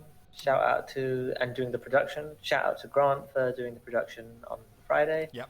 Shout out to Volticus for being the admin. And shout out to Zeroy for the epic series. Yeah. And shout out to Roscoe. You put up a strong performance as well. Okay, fantastic. Well, thank you very much.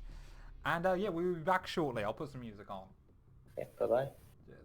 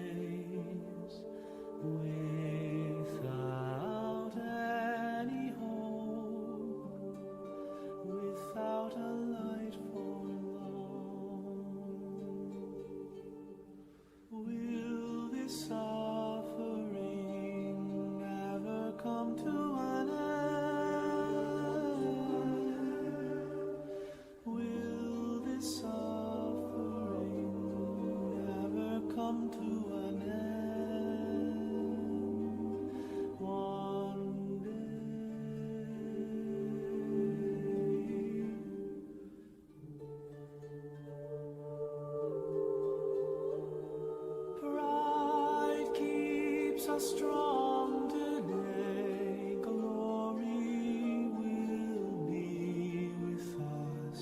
Now the time has come to fight and seize the day.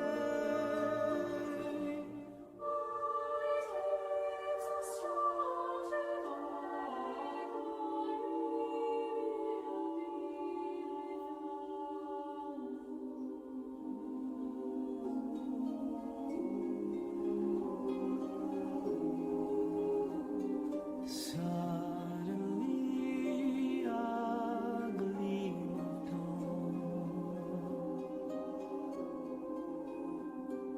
Can you feel the power of faith? Our native land, here we stand as one.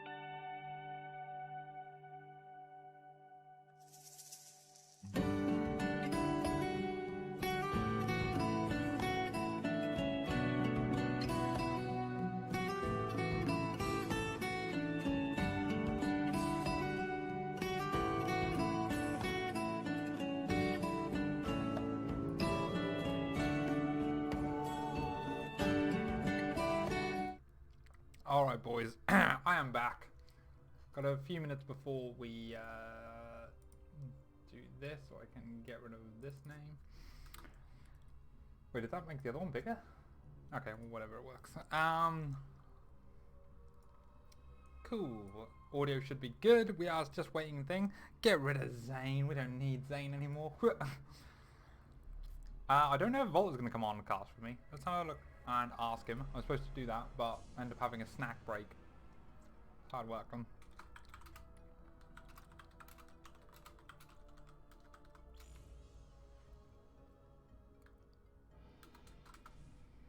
But we see maybe. Oh no, yeah, Roscoe's out now, right? Maybe we can get Roscoe in. Does Roscoe want to cast? All right.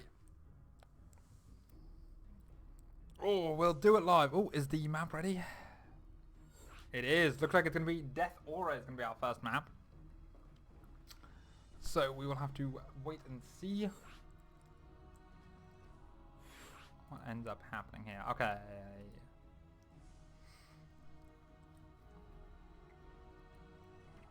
But yes, this is going to be Marsman Zeroy now, which was not the matchup I was expecting. I was expecting a PvP. I feel like lied to.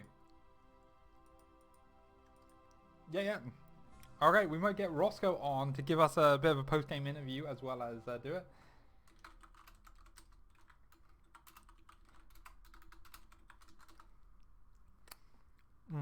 Right, let's have a look and see. Roscoe with his beautiful Scottish accent will hopefully be coming on.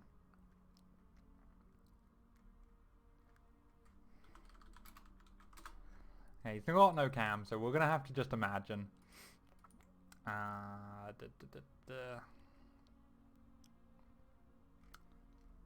got so many friends on thingy that I cannot find him. There he be. Let's give him a call.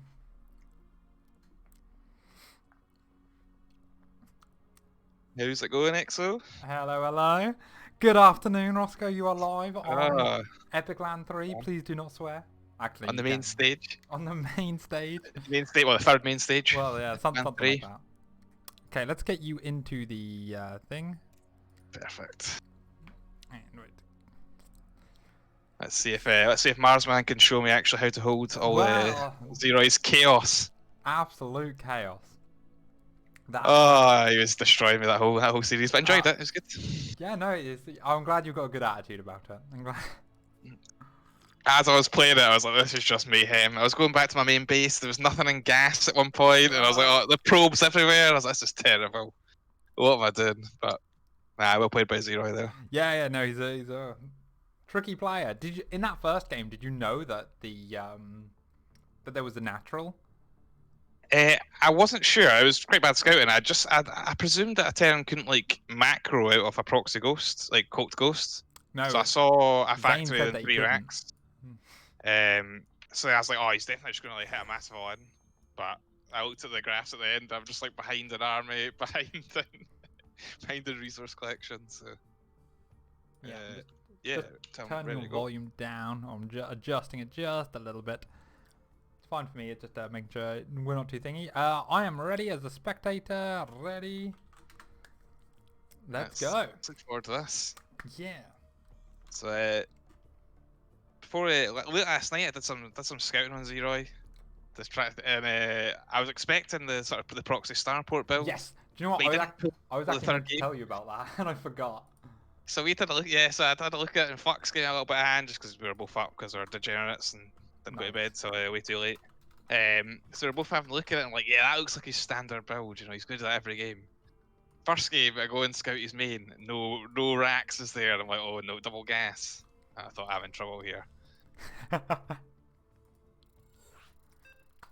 That is it. And then you found the ghost. I know, ghost because captain. I was like panicked, but the problem was like I had like, oh, no, I don't want to lose to proxy marauder. So I was like, I put like a shield battery down. Yeah, I think the shield battery was fine. What I didn't like was that you went Nexus before Robo. I think that was too greedy. I should have got a faster second gas as well. But it was like I was at panic station because Death Aura was the map I'd seen him do the proxy starport on. Yes. So I picked it with that in mind, and the plan instantly went like hilariously wrong. Hilariously wrong. I guess I'll do the top left then. What we need? Yeah. I shall put you. We go. So in the top left are Romanian Dutch Protoss. It's Marsman. And in the bottom right, he won that last series, and he wants to take it all the way to the grand finals. It is Zeroy. So yeah. So we're not sure what kind of form. Like Zeroy's obviously in fantastic form because he's a lot of run. Yeah, we've not seen him too much like playing StarCraft on his main account. So well, he's also getting the sneaky games in. I was about to say he probably does have a barcode or an alt account or something, but yeah, he hasn't been active on his main account at all, and yeah, this is frankly a big turn up for him. I played him a couple months ago. He came back for like a game or two, and they were close games between me and him, and I'm 4.5, so he's obviously like got the rust off at the very least since then. Yeah, he's, definitely. Playing so well. He's such a tricky player as well. Yeah. So, and beating Optimistic before he played me, that was the big warning, right? That was like a big warning. When I saw that, I was like, Optimistic's quite a much better player than I am. Well, the thing is, yesterday, and this is more of a compliment to Countess than anything else, I suppose, is that they were really close games versus Countess. That went to game 5. Yep. And yeah, it looked like, I mean, those two were even anyway. You know? And then, yeah, then Zero comes in, optimistic, and it's like, whoa, he's just suddenly crushing. I mean, now Marsman, let's see. Destroyer of Protosses, apparently. But, yeah. But I'm worried, because this looks like almost a normal opening. For him. This is double gas for the Terran, which is a bit quick. Obviously no CC, we can't see. Oh, gets the probe in, that's nice. But just confirms the fast factory and the double gas. Yep. But let's see if Marsman... I mean, Marsman really struggled to take a third base versus Azure. Did you see that match? Yeah, I was watching that match. Azure played really well, actually. He did, yeah. Proud of my Scottish Terran. Oh, yes, of course. Yeah, but that was like a really tricky match. So I certainly would be fancying playing Azure. Whoever's lucky enough to get into the final is going to have a really tough match against them. Yes, well, Marsman it would have been a difficult opponent for you, I imagine. Though PvP, but always a chance. There's always a chance. Something crazy happens. Marsman's open double stalker here. Yeah, I guess he got the pills. I guess he got the good. Didn't need to go the depth or a sentry because he got a good scout with the probe. So. I was about to say, and I think when it's double gas like that, I think you can go. I like to go double stalker. Yep. Because you know something's gonna come across. Just don't know what or when. Widowmine with a fast armory. Okay. so that's the play here. But no natural still. Also the camera shifting for no reason. There we go. It's hard being the observer. It's... I also noticed that he's got drawing claws as well. Oh wow, really committing to this then. I'm interested to know if drawing claws is worth it. Obviously, before the armory change, you know, you were getting the invisibility plus the speed. I don't know. I think it is, right? Because here's the big problem with going for the fast armory Widowmine drop. Well, normally you do it with an expand, but then it doesn't hit till like 5 minutes, which means Protoss definitely has enough stalkers and blink generally to deal with it. Which means that even if you drop 4 mines, maybe one of them burrows if like target fire is really good, and he's going to pull probes in time. But the tunneling claws just catch people off guard. I suppose it's a guarantee. Yeah, they will burrow. Yeah, and some Protoss don't pull immediately. They try and like pull. I mean, I try and pull at the last second, and if you do that versus tunneling claw when you're not expecting it, that judgment can make you off. Also, these 5-6 Marines going out into the middle of the map. I suppose they're going to meet up with it, but this is bold. There's like 3 stalkers that are going to come and laugh at this. Possibly. I guess the only thing is it will take Marsman's attention away from the drop coming in. That's a good point. Even if he kills all these Marines with the stalkers, if they're not in the mineral line. No. And yeah, here comes the other stalkers as well. You might even lose a stalker. You don't want to lose stalkers to bear Marines. Come on. Okay, but now the drop comes in right where the stalkers are. Blink is not done yet. Again, look at how fast that was. Great reactions from Marsman though.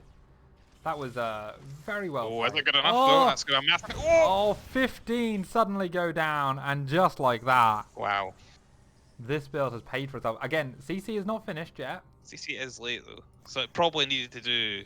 It needed to do that a level of decent damage. amount, yeah. But considering how quick Marsman was to react to everything, yeah. Again, I do think that tunneling claws made that work. But as you say, it's hard to tell because the CC is so late. The big thing with this, and it's not happening this game, but sometimes you get Terrans, and this is all they'll do all game.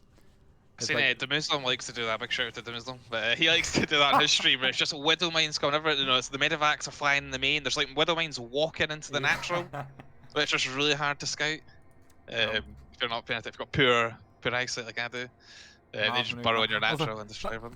I like you giving the little lesser known UK players. Yeah, that's what I like to, you know, just the second highest AMR UK player. Okay, we do see a Liberator coming across the map, but the Stalkers are already on the Terran's front doorstep. This one tank is tucked away nicely in the back, but I don't know how I feel about this. Actually, this Liberator is going to get in at a good time because the Stalkers are just sitting here. There is a recall available. Oh no, not enough energy. He just ground He scouted it though, at least. Okay, so but he's going to stop with those 2 stalkers, so push it away. So it looks like he's just preventing any other move out. Has the Observer gone in? No. Doesn't look like now it's going in. I think with the 3 tanks it'll be tough to actually blink in and do anything here. Yeah. Oh yeah, I didn't see the 3rd tank there. So I think he's just going to have to... And yeah, I think he sees 2 tanks. Oh no, he sees all 3. So yeah, he knows. But this bunker is slightly out of range, so he's going to take advantage of that. Take what you can. Is there a 3rd CC? Zero was dropping the 3rd CC against you every game, like it just like super early. And yeah, in the games that I watched from him as well, he didn't do that. Yeah. So I was super surprised. Like, every game I'd seen, he was super late on the CC, like hitting a big, massive 2-base push. Yes, so, again, he played quite differently to how I expected in that regard. I mean, the mech, he does occasionally do the mech, but... yeah. We'll see. Now the tank's coming in to trap these stalkers, but a good blink away. Nice blink out, yeah. Do you see the 3rd for Marsman? Yeah. Observer's still seeing everything. There's still no sort of forge by Marsman as well, so we're interested to see when he drops that. Kettle calling the pot black here. That takes one to know one here. yeah. Big fan of the leaf. You know, the 20-minute forge is yeah, we noticed the forges were like, it was a tough game for you, so yeah, the forges were a bit all over the place in your games. I won't bring it up again, sorry. Got a sad face. Oh, that's a nice trade for Marsman though. Yeah, and it looks like this missile turret was to ward away the Observer, which he noticed. Yep. But yeah, it doesn't quite get anything for it. Income wise, like harvesters wise, they're still like even, which is also a really good place for the Terran. Yes. Although of course no 3rd CC. So. Only 3 observers here, and 2 of them are quite in similar locations. Okay, only 2 observers now. And they are quite close together. But I guess he's really worried about a Doom Drop coming in this way. Okay, now he's now moving that second one. Only slightly, okay. Marsman's managed to pick off quite a few of the Marines already. With those stalker, like that ball of stalkers, so it's going to make this push a lot weaker. He has lost he's 12 also- Marines. He's 13. got 2 Colossus out as well already. Oh, yeah. The blinks were a little. Could have been a little. Oh yeah, Zero loves this. Yeah, these 4 tanks. I So don't. this is, yeah, so I'd say this is, I think it's going to be tough for him to deal with Marsman's army. Yeah, 3 Colossus, charge lots, Ooh. and a ball of blink stalkers. Yeah, quick pickup on 3 of the tanks there. Risky because, you know, obviously stalkers can kill more medevacs pretty quickly, but oh, we are now going to wait and see. Where is he going to siege up? Oh, he thinks the third is on the high ground, but it's not. This is oh, that was a Oh, not sure about that. yeah, I'm not sure about that plane. I mean, how many zealots has he got? Not that many, so I suppose getting rid of 1 tank is quite nice. And Now he's he- also got the Colossus to deal with the Marines as well. Yeah. So. And yeah, just gonna clean this up quite nicely. Looks quite comfortable, even getting the medevac. And yeah, Zero is not gonna hover about there. He is going to. It's an interesting build at the start though. I sort of really enjoyed the Drilling Claws Widowmines, but I think the attack after that was probably a bit late. Yeah, You know, maybe. if Marsman's getting out 3 Colossus against a mostly Marine and 4 tanks, that's always going to do quite well. That is it. That is it. And yeah. I don't know what he could. I mean, I think yeah, just taking the 3rd base there would have been better. But obviously Zero has played that out more times than me. Yeah, So definitely. I'm sure he knows what doing. But Marsman is, So- like say, another step above sort of a thing. Once you reach that 6K sort of 6K, tier, it yeah, is just a whole nother level. So what is the second map? That is a good point. Was it? Oh, it's funny. Oh, you're not in the party, Ross. Let's get you into the party. Yeah, maybe. And I'm the leader, but nobody's told me. Lightshade next. Okay.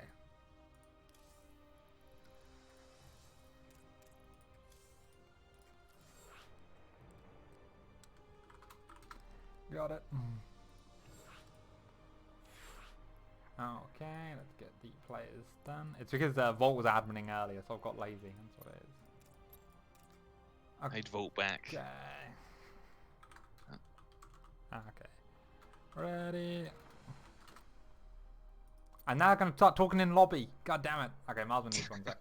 I hate that. You're talking in party chat and then like lobby I chat. know. It just changes, and it's like Ah. sometimes Battle.net kind of defaults like one of the chats. It so you does. don't see the other I ones don't as know well. why. And I never seem to guess right. Oh, okay. Marsman is ready. So Marsman's mum's cold. So. Yeah. I'll be interested to see how Marsman plays because he's sort of famous in the EU scene for being quite a quirky Protoss as well. But Yes. in a lot of the games we've seen, because he's been the massive favourite, he's played He's played super safe. safe. Yeah. You know, 3-gate Twilight Robo expecting a 3rd type of builds. Yeah, and really just safe. really a safe variant of that. And a lot of stalkers as well, which if you're the better player and got superior control, just gives you all the map control you need. Okay, well, speaking of that quirky, good, safe, well-controlling player. Oh, hang on, I need to turn to game view first. Spawning. Come on, stream, catch up. My OBS is a bit funny today. Oh, Okay. yeah, it is Archangel Gaming's Marsman. Spawning in the bottom right, the pink Terran from Red Dragons. It's Zeroy. Nice. All right. Oh, and we do see that Oh, the ball. SUV. Oh, okay. Okay, so Marsman going for the Reaper Wall on this map, which might end up helping him. Depends on how committed this is. If this is like a proxy 1-1-1, like a really old-fashioned build, then this Reaper Wall is going to hurt Marsman later into the game. Yeah, that's always the risk of putting the Reaper Wall with that pylon, Yeah. especially. I've stopped doing it. I've stopped doing Reaper Walls now, generally. Too many new maps to learn as well. Yeah. We're all lazy Protosses. So. Yeah. Okay, Marsman's going to come in. Let's see his initial reaction. He's been going Cybercore before Nexus a lot of games as well. Yeah. So this generally when I see this, I don't see I don't have too much panic because I plan to go Cybercore before Nexus. Yeah. Zero even typing hello. There are no chat rules in this tournament as far as I'm aware. He's using everything he can get. Ooh, he's- SCV on the 3rd. I think I Yeah, then saw a red ping here though. What are we up to here? Marsman willing to play the game. New number, who dis? Oh, Marsman is going to scout it though. Yeah, he sees. This is a tough start. Well, the CC wasn't started, so he can now start it in his main, which he actually does. And then just take the natural, so this isn't too bad. But it does show that he wants to take a CC, doesn't it? But then, just like Jedrick's getting scouted and then still doing random stuff anyway, it happens. Factory going down. That was a fantastic game by Jedrix as well. I know. Shout out to Jedrix. And Vol Roach Rush into Muta Rush into actual Roach Rush. yeah, and Vol didn't want to cast, so he can't defend himself. Okay, we did see that one zealot be made. Oh, great lovely surround. Oh, that's next level stuff. That was really nice micro. That really takes the pressure off. No things gone down. The Adept can now go out and scout and try and find the barracks. My disappointment is immeasurable, and my day is ruined. We've got all the memes here at epic31. Now, Can't say we're not relevant. Ooh, okay, so it's going to be a reactor factory, but proxied. I don't like it, I'm not going to lie. Any supply... Oh, no, okay, yeah, good. He's a really big fan of Hellions, is he, Roy? Yes. That's gonna go to. He's just obviously we've seen Widowmines in game 1, but his sort of standard play is some form of Hellion build, often with a medevac to drop them in the main. Also, no, actually, well, otherwise the Liberator. I've commented that Liberator as well, yes. His thing is very much like TVZ. It's like a versus Zerg opening, like 6 Hellions and a Liberator, and then he'll go into Bio, or Mech sometimes. But Well, this is going to be quite painful delaying that supply depot. oh yeah, and there's no units that can be produced, or at least not on Zero's side of the map. Marsman should be aware that the factory is also missing. He was in his base the whole time. Yeah. Oh, and he's going Phoenix. Okay, nice. I don't know. Well, 1 Phoenix is the loneliest number. And versus 4 Hellions that are now coming in. Doesn't really have anything else to defend either. There's a real lack This, of DPS. I'm actually a little bit worried for Marsman here. He's going to lose a lot of probes. Like, He does have the shield battery. yes, and you need... Oh, the What's workers up? going down on both sides here, actually. 6 SCVs going down because of the Adept and the supply depot. And yeah, once you've lifted 2 of the Hellions, they can't one-shot anymore. And Yep. with the shield battery. And super battery just instantly healing everything. Only 5 pros went down. And now the Zealot and Adept are into the main base. 1 Marine being produced. There's no bunker here either. These are going to have to be some hero widow mines for Zero. Yeah, I mean, he gets 1 burrowed in the natural, but there's no things there. Is Marsman watching? There is a Stalker chasing it. I want to click back. Oh. SCV's dying. Oh, quick pull. These probes have been absolute warriors this game. Yeah, 22 units lost to 6 so far. So, Protoss taking definitely the favourable engagement here. But he's not going to win off of this. What are the workers at the minute? 22 to 28. There are 2 CCs done for Zeroy. What's he getting? He's getting an engineering bay. Oh, and it looks like he's going to go in... Oh, no, he's not going into mech, no. I thought he started 3 factories there, but 1's flying over and the other 2 barracks. I think the only sort of weirdly sort of problem for Zero is he's been mulling his main so much that is actually getting mined out way faster than you would normally expect. You know, That is a he's good on 14. He's on 7 nodes already. Yeah, that is a good point. He is preparing for DTs. Actually, so we commented in the last series that he wasn't building DTs. Wasn't building, sorry, missile turrets. Which like is very normally he loves missile turrets.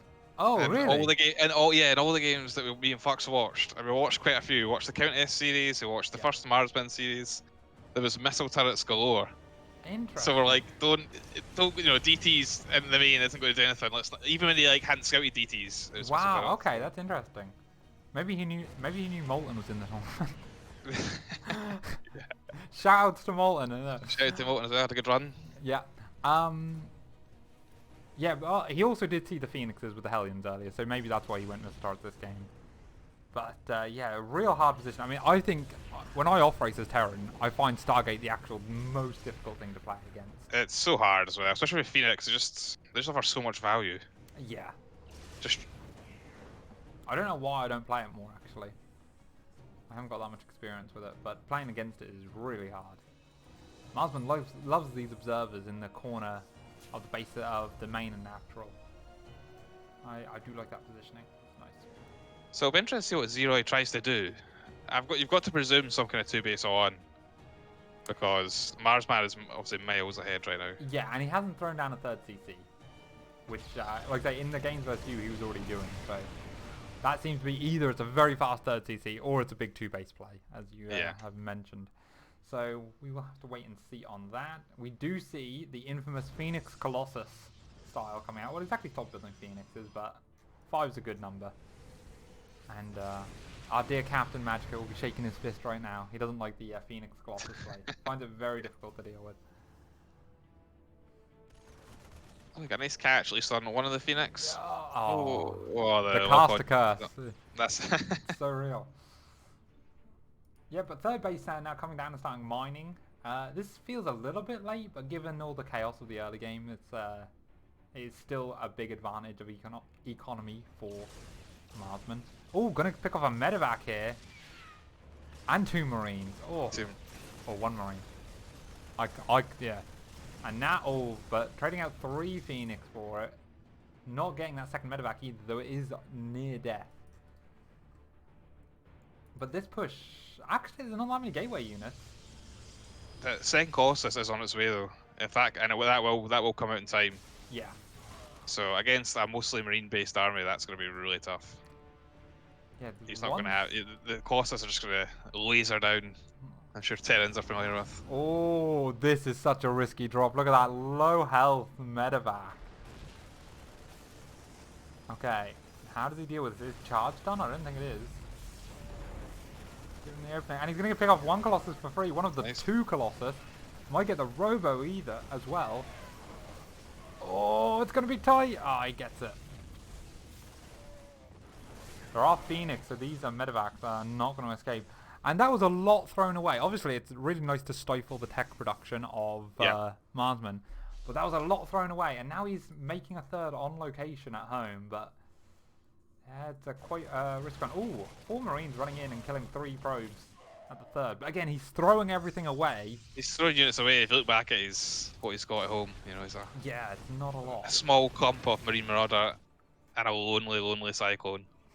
The loneliest number of Cyclones. Yeah. As well, yeah, and now, and massive gates as well coming out from the Marsman. third isn't going to even be able to lift off because it's been delayed. He is going to come around with a big flank, and he might get the Colossus. If he can snipe the Colossus first, no, there's force fields as well. Yeah, oh, beautiful Lovely force fields. Yeah, really nice micro. Yeah.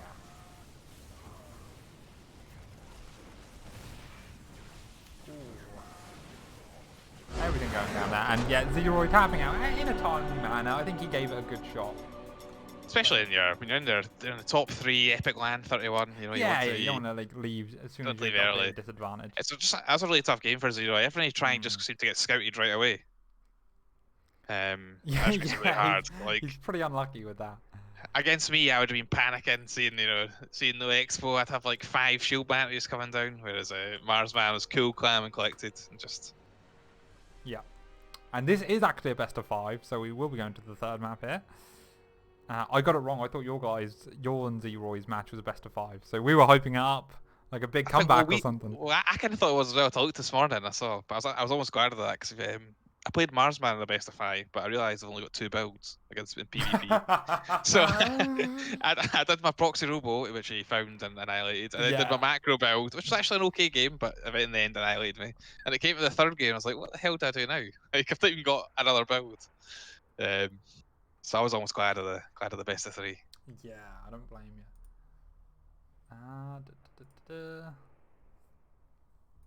Oh, here we go, getting into the Pillars of Gold is going to be the next map.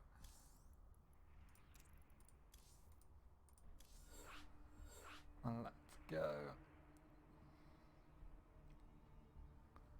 So it's Marsman vetoed submarines. That's the two vetoes I've got on ladder are submarine and pillars. And the best of fives, I was struggling to pick which one I'd want to veto as well. I think I also went for submarine. It depends if it's versus Terran or Zerg, I suppose. That's true, yeah. Alright, Marsman is ready. Zero is ready. I'm going to assume you're ready. You don't get a say in the matter. Born ready. Born ready. Cool. So let's see what Zero like brings out of his bag of tricks this game.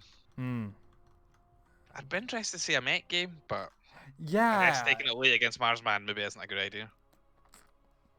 Maybe not, actually. I don't know. It feels like when Marsman was facing Azure, it really felt like it was all the early game stuff that he lost to. We didn't really get to see him late game, but obviously you don't get like beyond 6k without knowing how to play it out. Definitely not. Okay, well it is 2-0. I've got to make sure I get the scores right.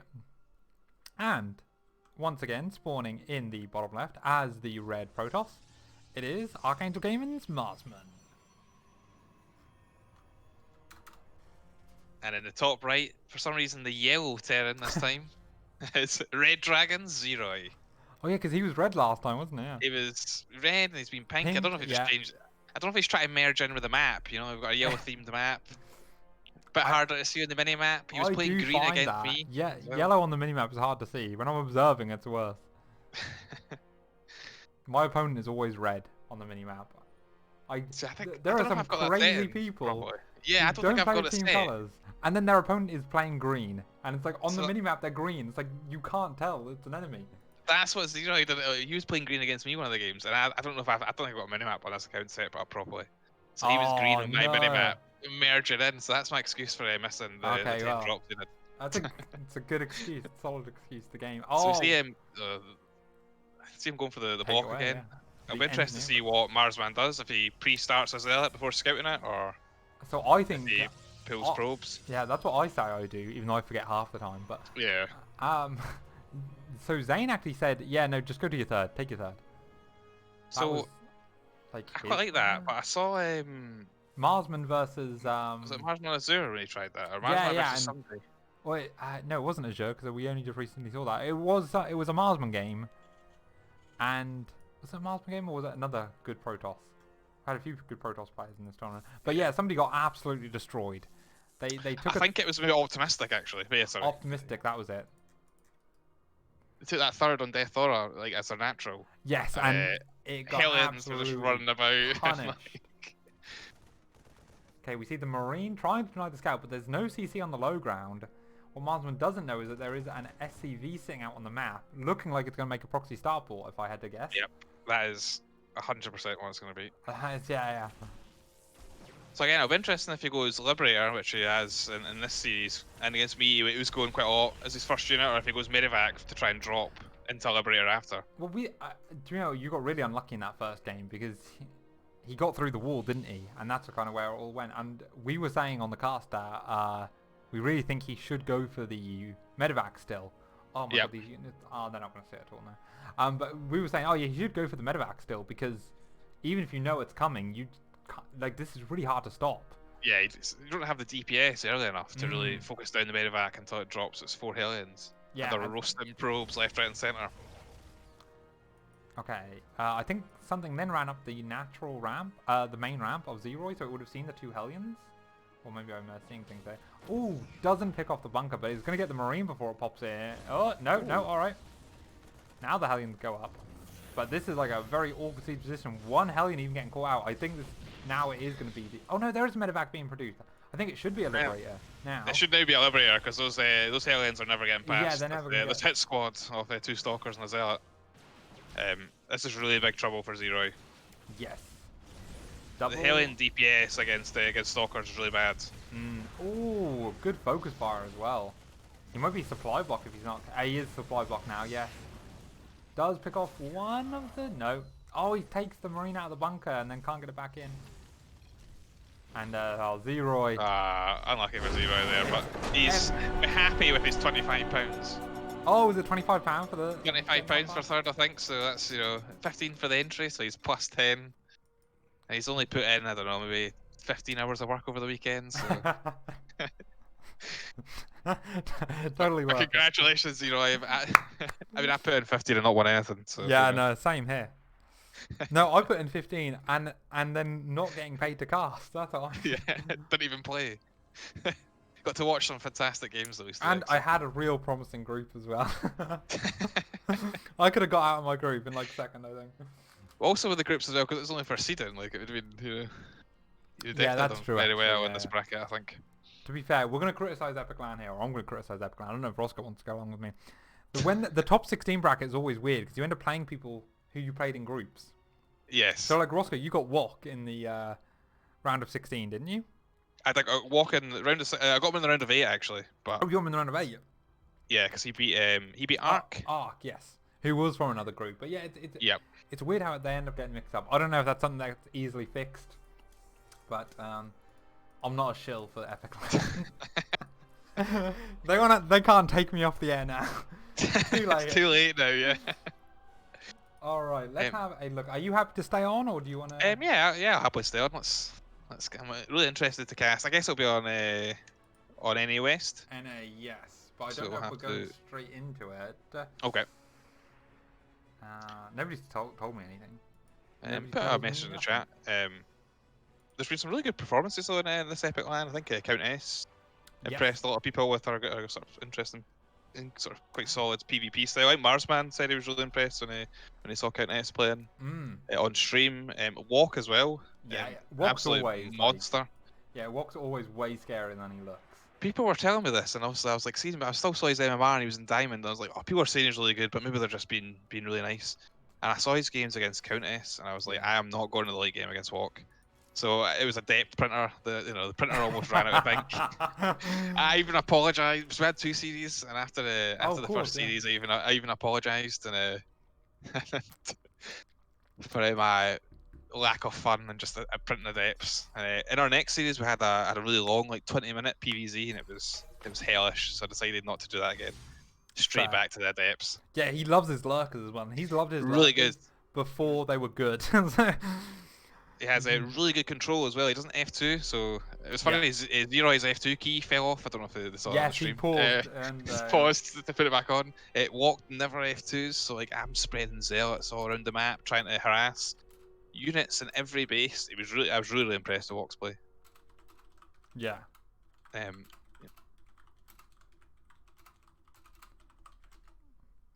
I'm just asking the players if they want to play straight away or if they need a break. Because again, Marsman has just come off of a series, even though he was from the losers round. So I suppose that's one of the advantages of coming from the winners bracket. You play less games. yeah, you got that break and. But I'm not cruel. I will offer. They need a break or anything. Azure is ready. He is down. I noticed Marsman was. He is on NA. Wait, was it Marsman on NA? No, Azure is on NA, yeah, and he's ready, so that makes sense. Oh yeah, what come over to channel? NA now. Are you in epic.LAN or what channel are you joining? Yeah, I'm in epic.LAN, yeah.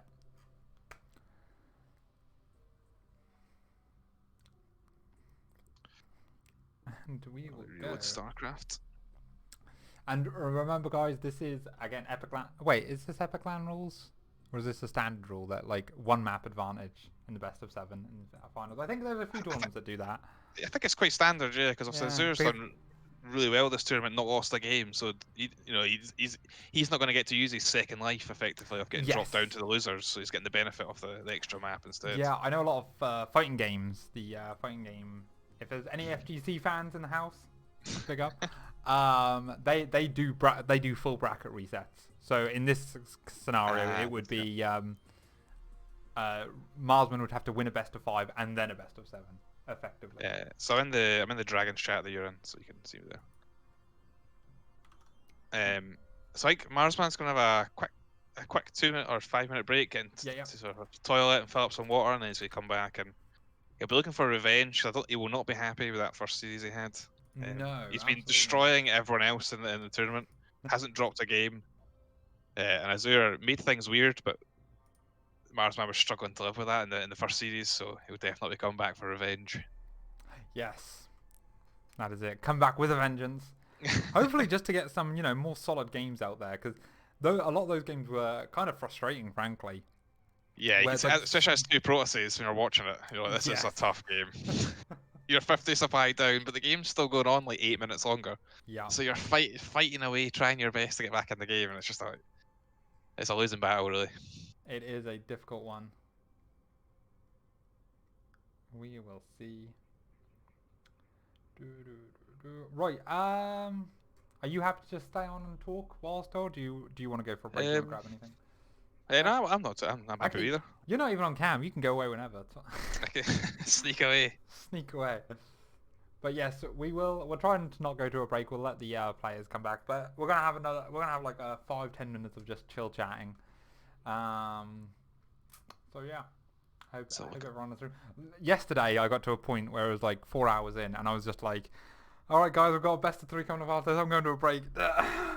It's so tough as well, though, when you're especially when you're solo casting. Like you're just talking non-stop for the 4 hours. Yeah, it was a The driest mouth ever. You know? It was. Sore throat. It was a difficult one. Though the last series, I had a round of toast. I literally got up and made a round of toast before one of the matches. It was you and Molten, actually. You and Molten it was, and I enjoyed that match. That was a good one. That was a great one. It was a great. And yeah. And I got a lot of energy back, and then fun fact. Oh, actually, you probably know this already, but the chat probably doesn't know, is that there was supposed to be another game cast after that. It was supposed the Zeroy U game was then supposed to be cast immediately after that. Yeah.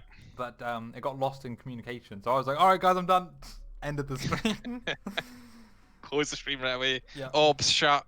PC turned off. Exactly. Phone off, so Volt can't phone you as well. You know? Exactly. So what's been some of your favourite series that you've seen so far? Like what have you been? I like the enjoyed? Countess Zeroy series. That Yeah, was that's a good it. one. We went back and watched that. It was really good. Yeah, really solid series from both players. Close as well.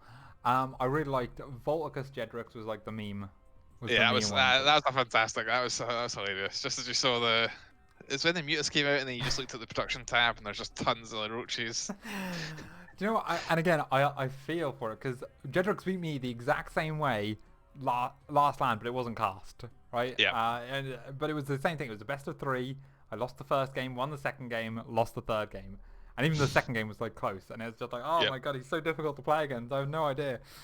It's that classic. You send a hallucinated Phoenix in, and there's a Hydra Den, 2 Evos, and a Spire, and you're like, Like, what are they doing? I don't know. A Baneling this building in the natural. And you're like, oh, this seems like it should be bad, and yet I lose it every time. I think yeah. That was some really good games. I really enjoyed. Had a really good series against Volt. Actually, Volt he kind of owned me in the first macro game. Do you know what? It's a shame because I can't remember what game we were casting at the time. I think it might have been the Countess Zero one, maybe. Oh, it might have been. All I know is I didn't have that many choices, and I would have cast that one. That would have been one that I would have gone.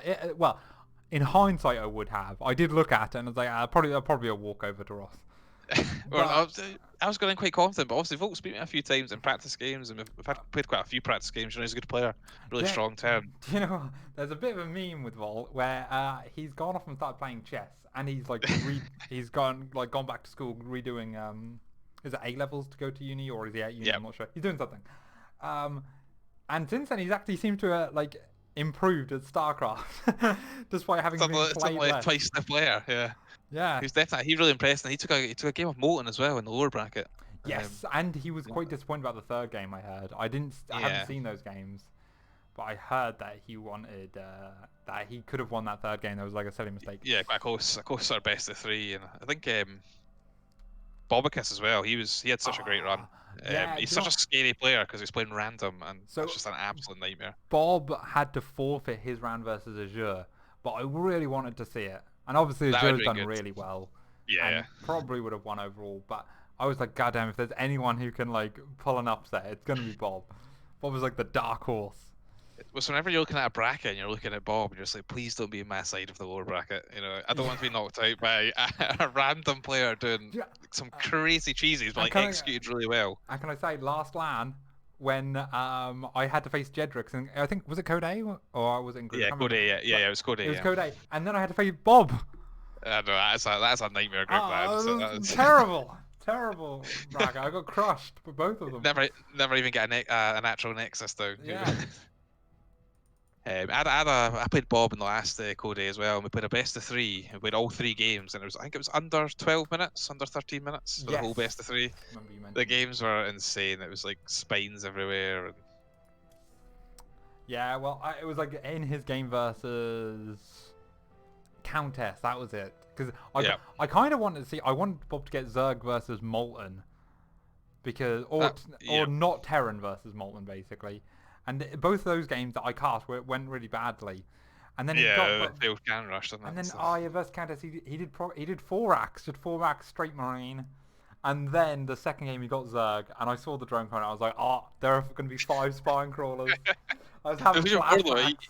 He had even more spine crawlers than I've ever seen him make, because obviously the game went slightly longer than he sometimes goes for him. Yes, so So, like the 6th and 7th spine crawler was coming up in the back, and it really was. Oh, It's just a nightmare. Although I thought Countess actually had a really nice start to it. I think yes, because she she, had she maybe high went ground. Robo. Yeah, she went high ground, and because it was she random. maybe went for the Robo instead. It would have been should have been perfect position. It's all Yes. easier to say that when you know all the information, obviously. Oh, of course. And Red Dane mentioned something in chat, like he had been over this with Countess, and he thought she was doing the right thing, but then there was no Robo, and he expected there to be one. Like there was like a proxy gate on the other side of the map. It was a bit of a weird, funky thing. I don't actually know. I'd be interested to hear what she was saying, but I think she was maybe thinking that it was like going to be a contain rather than Bob continually trying to push up the ramp and kill her. Yes. So I was presuming she was putting the two gates over the other side to like pressure back. Maybe. But if you know Bob, he doesn't mac out those builds. He's coming to kill you. He's in your nightmares coming for you at the cross. He is. He does not hold back. Fight it off with him. Okay. Well, the players are doing the vetoes, I believe, right now, so not too much longer. We have 2,000 viewers. When did that shoot up? Oh. Hello, everybody. I mean, we got like 2K viewers last epic.LAN, but I wasn't casting, and I thought we'd have less this time for that. I think yeah. they joined and to leave. So welcome, everybody, everyone. yeah, everybody, thanks for joining us. We will be going into games fairly shortly. When there's like 30 viewers, I'm like, yeah, guys, you can wait 10 minutes. It'll be fine. There's 2,000 people. I wonder, are we on front page Twitch? I know sometimes epic.LAN are able to get that. Are you in? Yeah, I think that's how we got the 2,000 last time, right? It was a Yeah, I think it was front it page. was front Twitch. page, and then it was like Upper Tree Zelda hosted us, as well as a few other people. Um, I am not like actually logged into like Twitch properly, so I can't see if that's anything real happening. yeah. But we are going into game. I am not. Can you the invite me to that game Roscoe, as well? yeah, you're not here. We need invite to game. Thank you. We need our caster. I'll suggest you to party as well. Looks like Yeah, that's Vault fine. is. Why can I not suggest you to party? Yeah, I'm in now. It's okay. Oh, in okay. the party, I'm in. All ready to go. So it'll be really interesting to see what Marsman and Azure do this game. Yes. Exactly. I think if I was Azure, I'd be feeling quite comfortable, and I would try and keep the games weird, as he did before. Proxying buildings, Hellions, Widow Mines, Liberators. Like I'd keep that style up. I wouldn't try and turn it into a ton of long macro games. No. Oh. Players are leaving. We're gonna have to leave this lobby apparently. Sorry guys, we are just getting set up here.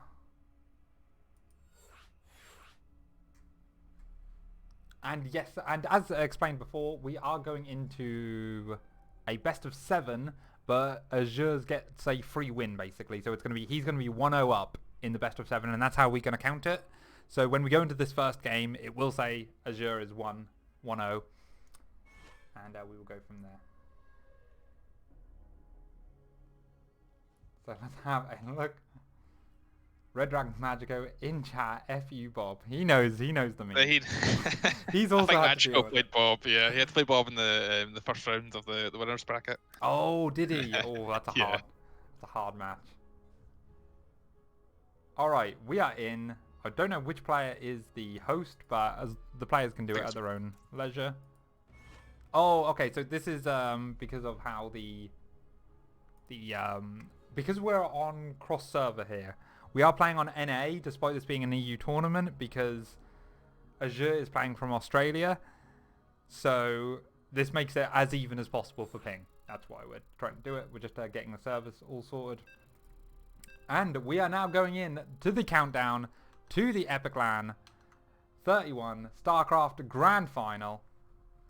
And let's get the game screen on. and go from there. And I'm place your definitely bets, very people. excited. I'm very excited to see how Marsman, how he responds, what he goes for. Get my Yes. notebook out. Get the game. As if Protoss have a notebook. Oh. F2A is all I need. F2A. Okay, boys. Well, spawning in the bottom right, it is the red Protoss player trying to get some revenge after he lost the winners final earlier. It is Archangel Gaming's Marsman.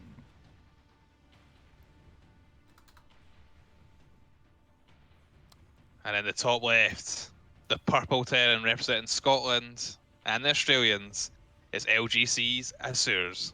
Or as you said earlier on, LG Cans. LG Cans. Yes, I like that. Yeah, here we go. Good stuff happening. And yeah, I wanted to let you introduce Azures because you both waved the Scottish flag. Scottish flag, yeah. I saw he had the Scottish flag on epic.LAN's page, and Volt kindly changed mine. Yes, exactly. And I said I wanted an all-Scottish final, but we didn't get it. Oh, that'd have been such a stomp. It's a sneaky SCV I though. was about to say, Going to the probe side. this probe is taking the very normal scouting path straight across the map. This SCV is deliberately being very sneaky, but I think he's going to go for an engineering bay. Yeah. Yeah, he's going straight to this natural. So he wants to deny Marsman from getting that early thing. A lot of shenanigans from Terran players today. They are not wanting the Loving to game watch to be it, normal. hating when I'm playing against it. Exactly. You love to see it, you hate to play against it. Marsman does not see this at all, but he does go Cybercore first. And he's got to be getting used to this by now. It's like, oh, again? He's just had this in his last series. This time, however, there is only one gas at home, but the factory does start. And it looks like he sent the SCV down when the probe was still here to, like, fake the CC. Oh, And probe Marsman, is suspicious though. yeah, Marsman then poked back in, but I don't think he went deep enough to see a CC, so not sure what's happening here. This probe also is not attacking this engineering bay. Now it is. So quite often what they do, so they make the engineering bay and then they use that SCV to occasionally actually like, proxy the starport as well. So we'll see if that's what Azure actually does with that SCV that's lingering around at the third. Might just be blocking it though. I'm glad you saw it because I couldn't see it on the minimap when I was looking for it. Good stuff. Oh, great. Yes, well, the Marine is now out and he is looking for the probe, which has disappeared. Did that get killed? Let's go Shift L. Yeah, one probe has died, yeah.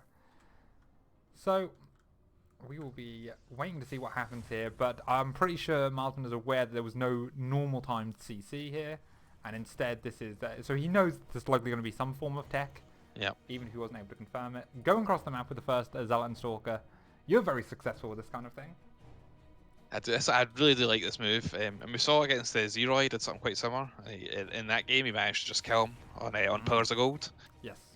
He's not going to really manage to do that this game though. Like, Okay. The engineering base still hasn't been cleaned up. Okay, now it gets cancelled finally, and the Nexus is able to go down. And Marsman, yeah, confirms there's no CC, and is now got to be running back home. But this doesn't feel like a big threat, right? It's going to be naked Marines, some Hellions. I suppose this medevac is going to drop, and he's going to run across with the Marines. Doesn't feel like the strongest opening play. Maybe it's just safe. Because Marsman's like delayed his Nexus so much as well, he doesn't have to do like loads of damage here. It's just almost like light Very pressure. true. There's 28 workers to 24 in the Protoss' favour, but as we know, Terrans do have those mules. It's going to be a 7 Marine drop. And the Hellions are, yes, they're going to run into the natural. I've seen someone do this. It probably was Azures versus somebody do this tournament, but there's been so many games, I can't remember. I'm not right. So there's no wall here, so the Hellions will be able to run in. Yes, but the natural Just also isn't done yet, so there's no probes there to kill. The medevac goes down very quickly. Now it's just naked Marines versus Stalkers, which Stalkers do win quite handily. However, now the Hellions come in. They're going to dive into the mineral line, try and get some kills here. 3 go down immediately. Not too many more. 4, 5, and now the Marines. They're just going to focus, probably going to focus probes. 6 total. 7, 8. Ooh, quite a bit of damage there. That's quite a lot of damage. CC coming up for Azure, well, it's not finished yet, so the Marsman are able to like, chrono probes and at least slowly catch back up on that probe count.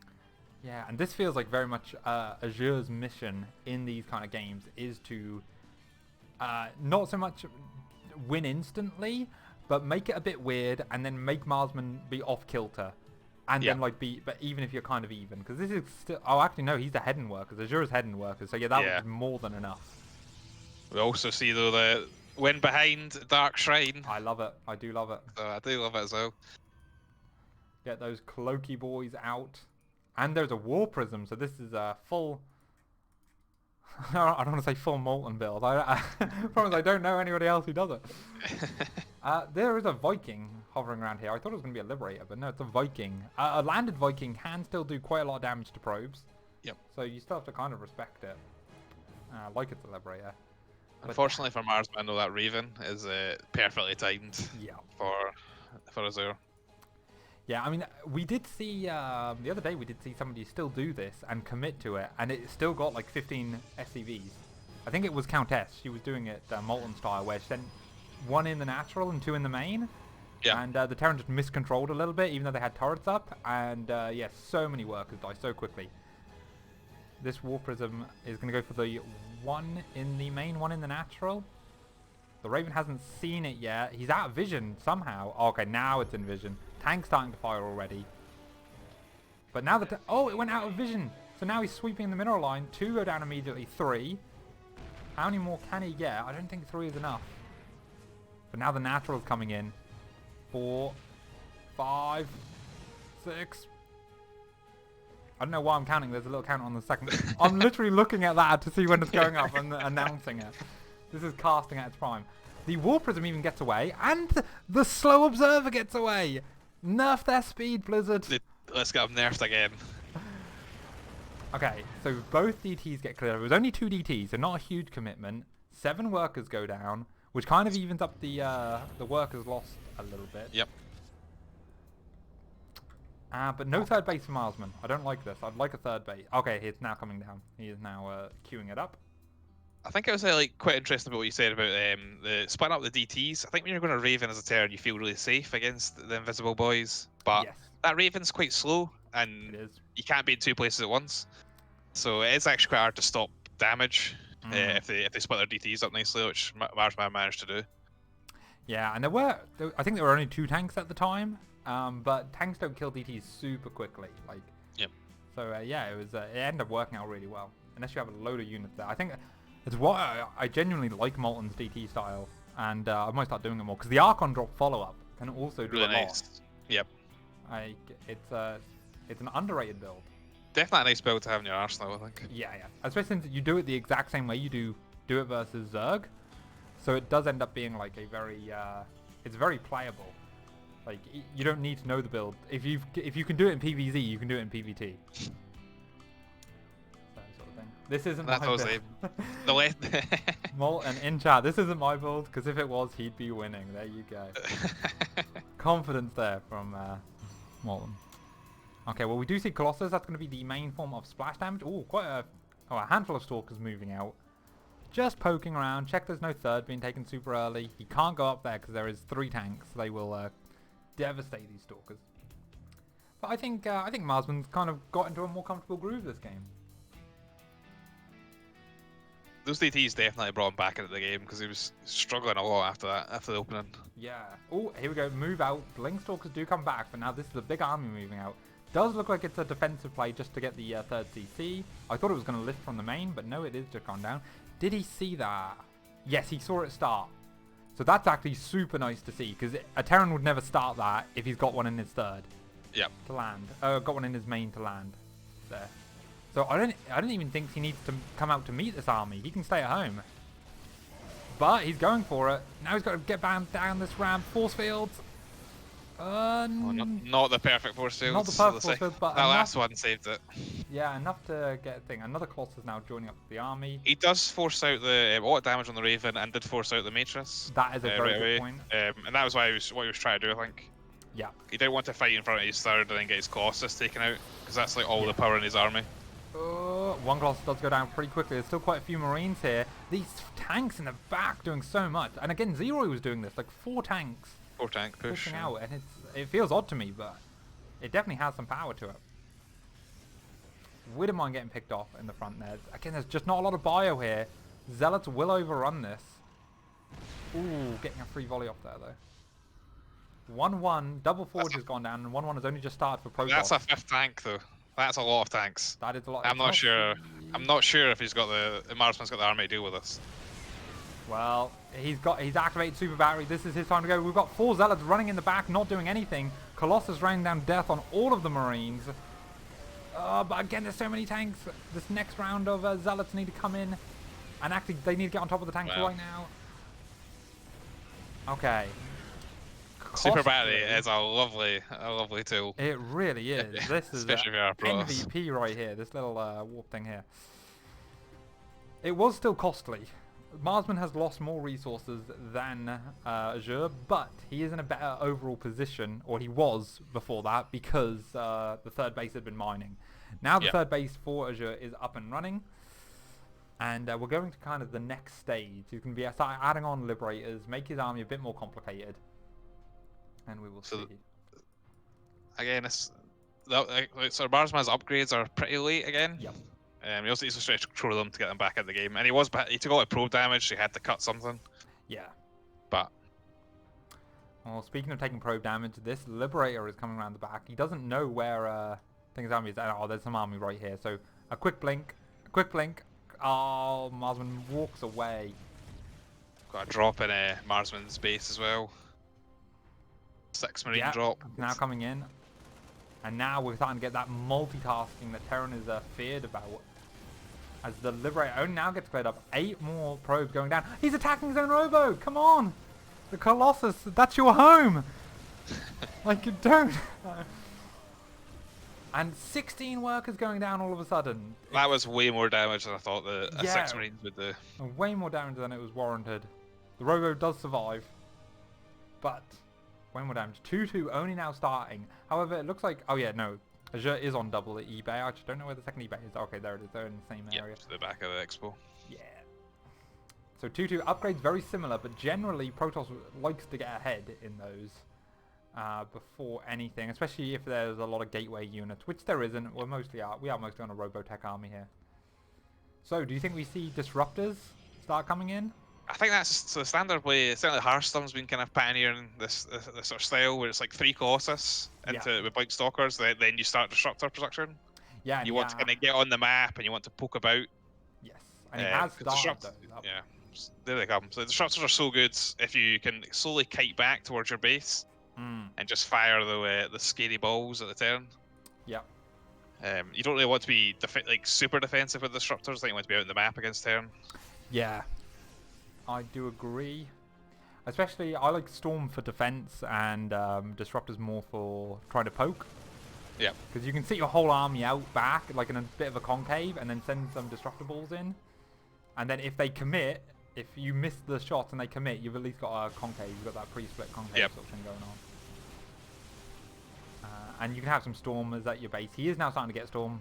I don't like that a lot of Protosses skip Storm nowadays. Because they're like, oh, I've got Colossus and I've got Disruptors. I think, yeah, you don't want to overlook the Storm. Here we go. The first Disruptor ball comes out, but Azure's quick reactions, he sees it and is able to avoid that shot. This is an absolutely humongous army for Azure. He is max, actually. Yeah, there's 50 supply difference. I didn't notice how big it is. Todd would be telling us to look at the supply. So we're going to need some big Disruptor hits here. Here we go. This is the stuff that finals are made of, I hope. Okay, starting off just the 1 more order. He's going to need better shots than that. And he only has 2 Disruptors, so they're both on cooldown. The second one just come off cooldown. Again, only cinches a tank there. 3rd Disruptor now joining the fray. This one has got a shot. But again, the pre-split on this army, look at how sort of back he is. Now we want everything in one direction. It's the 2-2's just finishing for Azure at a perfect time. Yep. So he's really timed this out nicely. Beautiful. Storm is finishing, but I think that there's 1 High Templar. Yeah, oh, that Storm could have been better, to be fair. The Disruptor's not being targeted, though. Oh, it did just die. The right click was amazing there. Archon's coming in, but this is a really weird army fighting in a weird way. There is another Storm available here, but he looks like he is going to be able to clear everything up. The reinforcements coming in from the east here. 1 Storm... The Colossus are in big trouble here. Yeah, and the hero super battery from earlier is gone, but there's a big warp in there. Pylon gets targeted down. And that might be it. Actually, the supplies are a lot more even. A second pylon was there so he could finish their warp in. And yeah, he's actually going to hold this. And this was a pretty committed 3 base kind of timing. Yep. Okay, I didn't think he was going to hold that there. No, I thought when that last Colossus went down, I thought he was in humongous trouble. Yeah. So he's done really well to hold in. Obviously, he did lose a lot of his tech units. Yeah. He was left with, zealots and stalkers at the end of that fight, and he's now warping to try to make his tech units back up. So it's still a big loss. Yeah, and he wasn't on an amazing economy because he's lost so many workers. He's lost 36 workers overall this game. He is up to 60 odd, which is a good amount. But yeah, if he was on 70, if he had that 5th base as well, if he had all that already, he'd be in a fantastic position after holding that push. But Azure's is able to take his 4th. That is now secured as a PF, or it's now finishing up as a PF. And we will see if Marsman can put any pressure on or do anything to this. We're going to see an 8 marine drop coming in. You've seen how much a 6 marine drop does. Yeah. How much will an 8 one Think of it. It'll be interesting to see if Azure's, when he adds in Ghosts, because he's got the Ghost Academy there. Yes. And rather than going Disruptors again, Marsman sort of switches over to High Templars.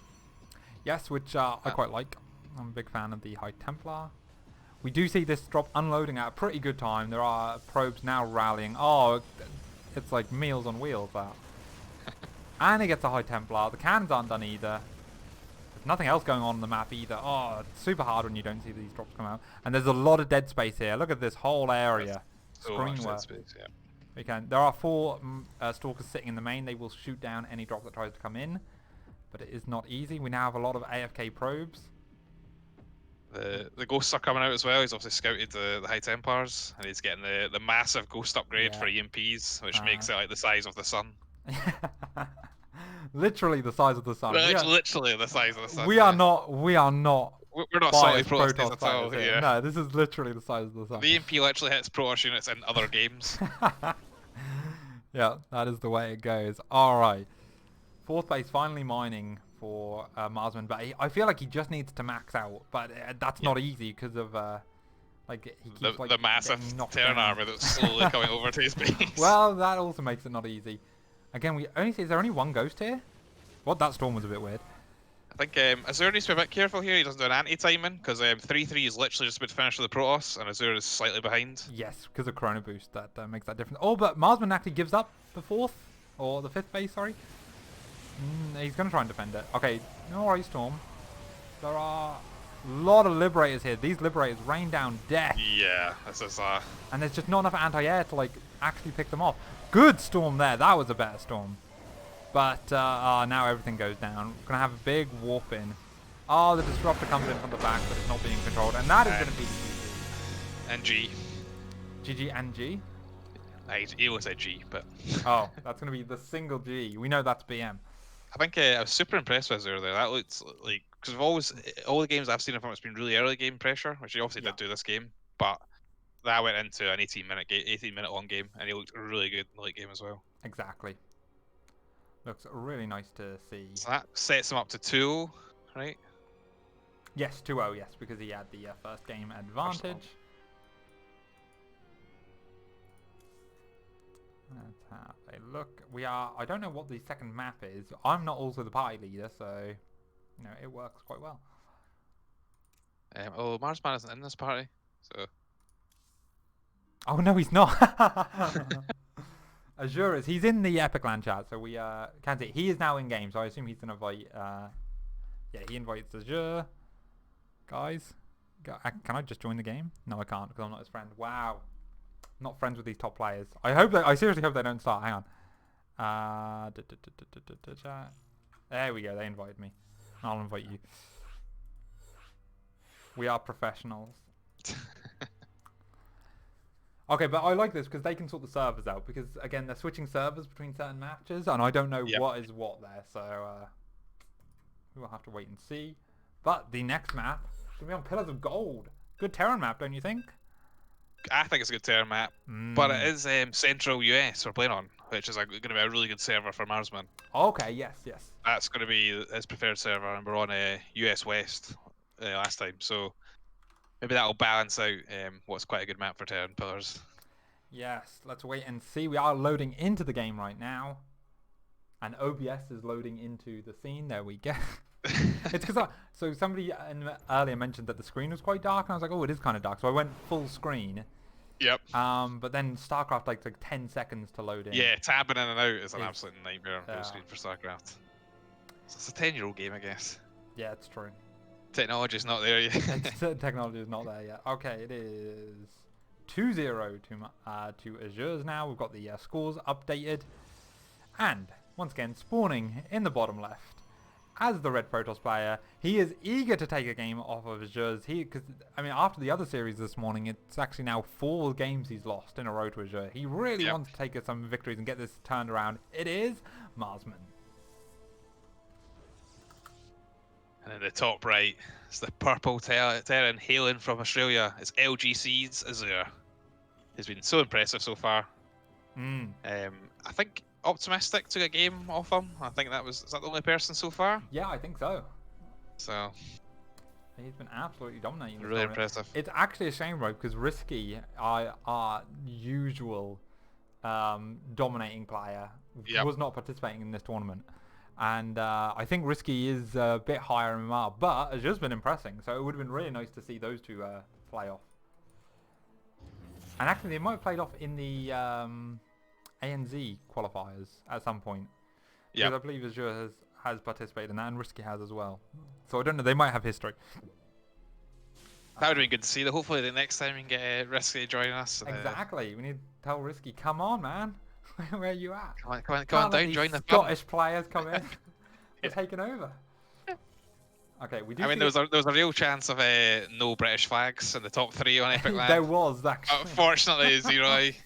Yeah, 0. Defender of Britain, the British flag, sorted out. Okay. So that was nice by Marsman though. He saw the Yes, the engineering ball bay coming block early. faster. And this is still delayed. I did want to get this. If you go Cybercore first, you want this down by 1:35, and it went down around 1:58, 59. So it's a good 20 odd seconds late still, but it's not as significant as obviously last game. Last game, it was like it's like 2 minutes late. It is very difficult though, because even from like a theory standpoint, there is no way to stop the engineering bay block. There's no way to like there's nothing you can do. You can't physically get a nexus before they can run an SCV down there. I guess you could have 2 probes patrolling or something ridiculous Yeah, like maybe, that. yeah. I don't think that's worth it though. No, so see a Stargate for Marsman here. Nice. Really fast Stargate as well. So he did the standard where you go 3 adepts and delay the warp gate to get the fast Stargate out. Oh yes. I said this earlier. I was like, lots of Protoss. I was talking to Zane. I was like, lots of Protoss seem to like Stargate on this map. Can you give us anything? He was like, no, it's not particularly good. I was like, oh, okay. Perfect. Like, oh, Luckily, okay. Zane, he's a very big brain Protoss. Luckily, you've got me now, so you can say what you want, and I'll be nodding along. There you go. Well, I've seen a lot of Protoss players go Stargate on this map, and it's a great map for Stargate. It's a great map for it. There you go. That's what we like to hear. Let's have a look. I do like when, let's get these third adept out and move across. Oh, 2 Hellions. Wait, was this a reactor? It was, but he's stopping at 2 Hellions. That's interesting. And Stim is on the way already. So, not going to be a mech switch or anything. Oh, if he could have targeted that low health. That's so sad, yeah. But the good news is that there is a shield battery here, and shield batteries heal up quite quickly. And as you can see here, no probes actually go down. Does reveal the tech, which is part of what those Hellions are for. They are just to see what the Protoss is actually doing. Yep. And we will see. Now, Marsman fanning out. Oh no, he's actually just defending a drop whilst moving out with 1 to get a scout off. The advantage of going Stargate. It's quite clever from Azure as well, because he's been going Hellions a lot, obviously, and showing them, and doing a lot of drops. So now showing those Hellions that you used to scout, Marsman's still going to be really worried about those Widowmine or Hellion drops coming in at some point. Yes. But he does get in, and he sees that... there is a reactor coming on the factory, yeah. Oh, but that is just to swap with the thing. Yeah, so he saw that this is already moving over into a 2-1-1. Yeah, I mean, that's what it is. It's a 2-1-1. I think that's the most standard game we've seen, right? Between Azure and Marsman. Yeah. No early game shenanigans, really. Yes, aside from the minor engineering by block, which wasn't super successful. It's Bjorn. I blame Bjorn. He came back, Yeah, ESL. Yep. Like, hey guys, you can do this. Ah, no, Bjorn, don't remind them of that. Please stop. Yeah. It's like if Cyril went and played Infestors next week and be like, oh no. Infestors are still really good, it turns out, Yeah. That's kind of like Raynor a little bit with Lurkers. I feel like he was the one to really Yes. start pushing back, especially in ZVT. Of like Lurkers are still a pretty good unit. Yeah, and Haze you should probably be using them. Raynor actually cannibalizing his own influence as well, because he was the one that made everyone start using a load of Banelings. Yep. And then they're like, nah, actually Lurkers. He's like, trendsetter. Okay, we do see the 3 Adepts going in as a double drop went out onto the map. The Phoenix caught the double drop, but it was saved. It was unlifted. But now there is nothing at home to defend against these Adepts. Now, 4 workers go down so far, but looks like, yeah, Azure just wants to go out against them and try and kill the 3rd, but there is no 3rd. And Marsman is trying. Oh, he's bringing the depths back, but he's now changed his mind. I wonder if he That's interesting. F2'd. Got everything. Because he definitely could have hung around for a lot longer. There's also Widow Mines here, and he's got a micro the Phoenix as well. Like, there is a lot going on, but now he gets back in. Disrupts the thing again. There's only 4 Marines here. He might actually be able to fight this. And yeah, he is actually starting to fight this. But Widow Mine. Oh! The shade dodge on the Widow Mine. Someone clip that. That was completely intentional. He knew exactly what he was doing. He pre-planned that like 20 seconds before when he Yeah, that was he threw that shade away. good move here. All right, now we do actually have a bit more of a ground army coming down to able to fight this. And because of the Phoenix, these Marines cannot escape. Finally getting both the men back. Oh, another Phoenix does get picked off, though. Another 2 Phoenixes get picked off. Azure's making the most out of his units there. Yeah, Sentry and quite a few Phoenix. Mm. It wasn't as good as it looked initially for Marsman. It looked like it was going to be a great fight. Yeah, yes. But losing a little bit too much of his heavy gas units there. He is remaking some of the Phoenix as well and going into that Colossus. So yeah, Phoenix Colossus on the order for the day. 3rd base only just started though, or very brief in production. I'm a bit worried about the double drop here for Azure because there is 3 Phoenix. For Azure, you should be worried about it, yeah. Yeah, for Azure, But I guess you'll probably drop them because there is only 3 Phoenix, but... I was like, the Oh, perfect... No! The perfect... Oh, the perfect no. slip by. Can you ask for any better? Again, totally planned. He knew, he knew. Okay. He's coated those Medivacs and baby oil, I think, to get through there. Yeah. There is another Widow Mine here, but it's not going to get any probes. It's going to just get a Zealot. The Marines do lift up, but 1 does get picked off. It was dealt with quite well, but this little ball of Marines yes. to the bottom 3rd, like... Yeah, this is where you really wish that you didn't like have to move your whole army everywhere. But when you go Colossus style, it's so hard, right? Because Yep. your army is so small. Oh, nearly got some drag back on that mine. Interesting. We do see the drop going back again and the cleaning up the Phoenix. Now a recall to the main. Probes are pulled off the line. They haven't all died, which is nice. And Marsman has dealt with all the threats now. I think the only issue for Azure there was that it was mostly Marines hitting a Nexus. They just don't have enough DPS to break through the Nexus with its armor. We are even on workers, but for the first time in the series, we're at the 8-minute mark, and Marsman is actually ahead on supply. So, I think this is a good spot for him. I think he's going to be happy with this spot. I think he would take this compared to... This is the best spot he's been in 8 minutes in a game. Series. Yes, yes. Okay, we do see another Widowmine drop queuing up here. There is already units here, so this shouldn't do anything at all. We do see the Phoenixes on patrol, still defending that drop. Here he comes in. Are we going to see some big explosions? Good reactions from Marsman. This is great reactions. And even lifting the mine. Both these players doing really good to play at a decent level. That's what we like to see. Definitely. I mean, we like to see all the probes blow up as well, but... It's somebody else's probes, yeah. Yeah, somebody else's probes, not my probe. This is why I don't stream. I can't take that. Okay, we have a decent bio ball sitting over here. Vikings in production 4 at a time as well. Really going hard to deal with this Phoenix Colossus, but Marsman hasn't switched into disruptors just yet. Now there are only 2 Colossus on the map because he's been having to trade them out. In fact, how many has he lost? Oh, he hasn't lost any yet. I guess he has just been slowly producing them. But now we're back up to 5 Phoenix, which is seems to be the amount that a lot of people are comfortable making. That's like, all right, that's the amount we'll make. Yep, it's the Goldilocks number. Exactly. Not too many, not too little. But I really feel like, yeah, Terrans used to really heavily commit to Vikings. And that was part of the reason why Phoenix Colossus didn't really work so well. But now, maybe Azure is now coming back to that. Because, again, now 3 at a time, or now 2 at a time. Maybe he's not got the resources or not. He's macroing elsewhere, but he's committed to being able to build a lot of Vikings. Which, So I'm interested when Marsman takes his 4th base at what time, or if he set himself up for a big attack. Yes, I also wonder that. I mean, Azure's did a big maxed out timing last time, and Marsman had taken the 4th base. Yeah, and we see him moving out here, and he also turned those high Templars and Archons, and you only really do that if you're going for a timing of some sort. Exactly, yeah. As I like to say, an Archon is just 2 wasted high Templar, but there are times where they are needed. This is, if he can get a big concave going in here, maybe, but I'm kind of scared of him attacking in here. Especially since there is no 4th base coming down. There's also, oh, it's a Marine on the other side of the map. He's sightseeing. Where are the Phoenix? Are they with it? Yeah, the Phoenix have now joined up.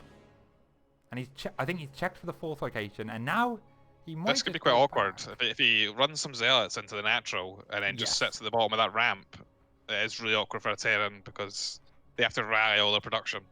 Absolutely. The 4th base has started going down for Marsman, which he's not really in a position to defend, but luckily Azure's army is at home. And now Azure realizes, oh god, you have a lot of stuff here. And he scans. And I suppose Azure is just waiting for upgrades, maybe? No, +2 is still quite a way off. Ghosts now coming in. These ghosts popped at a good time. Would have been really nice if he could have started the engagement before that. But now I feel like, I don't know. Can he go? Is he going to send someone into natural? Both players committing. There could be some big force fields on top. But EMP is going off on the sentries. But there's still enough for force fields. These Colossus rain down absolute death while the Vikings deal with them. The Vikings are going to eventually kill them all. But not before all the bio goes down. Reinforcements from the War Prism from the back. But there is a lot of bio and it's still surviving. But these Colossus did not actually die. I'm a dirty liar. Because all the Vikings died. Huge engagement now. The boys are getting pulled. And when the SCVs start getting pulled, that's when it ends up being trouble on both sides as well. Trying to get us around these Colossus. He just needs to stop the flow, but I'm not sure if this is already too much damage. Another warp in. Only 4 Zealots being able to warp in here. This Colossus is getting so low on health. Can he pick it up with a War Prism maybe? Doesn't need to. Liberator is now going to kill Colossus potentially. Dropping down on it. But these Colossus, having lived so long, 16 kills on this one. 29 kills on this one. And now the recall. So, yeah, cost-effective fight there. Saving those costs, so many SCVs went down in that fight. You know, Azure's down to 35 now. But that means the army supply is actually quite even at the minute. So, every minute that goes by now is a really good minute for Marsman. But Azure's does have a comparable army at the time being. Though it doesn't feel like it. It's all in production, I imagine. Yeah. Because this is... I think you're looking at a Protoss with, you know, a couple of... Oh, this would have mine. Marsman's third. But you're looking at a Protoss with 2 Colossus and 3 Archons. It's going to be hard to break that. Yeah, especially with with weapons as well. Azure can make. There we go.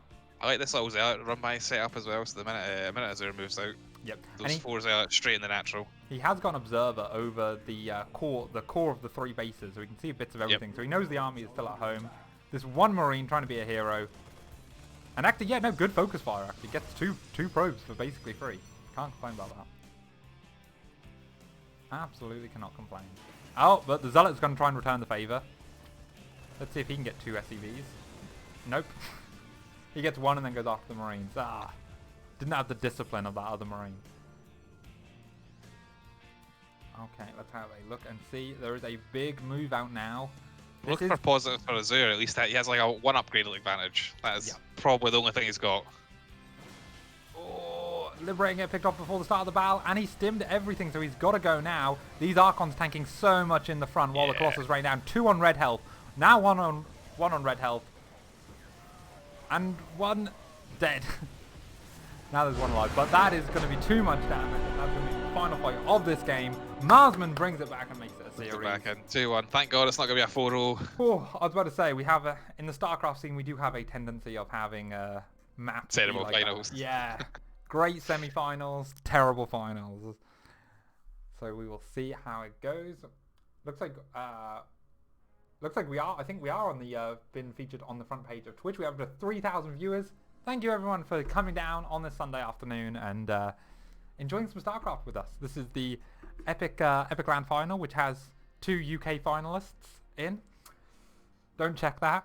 And we're going to be going into technically the 4th game because this is a 2-1 score to Azure's.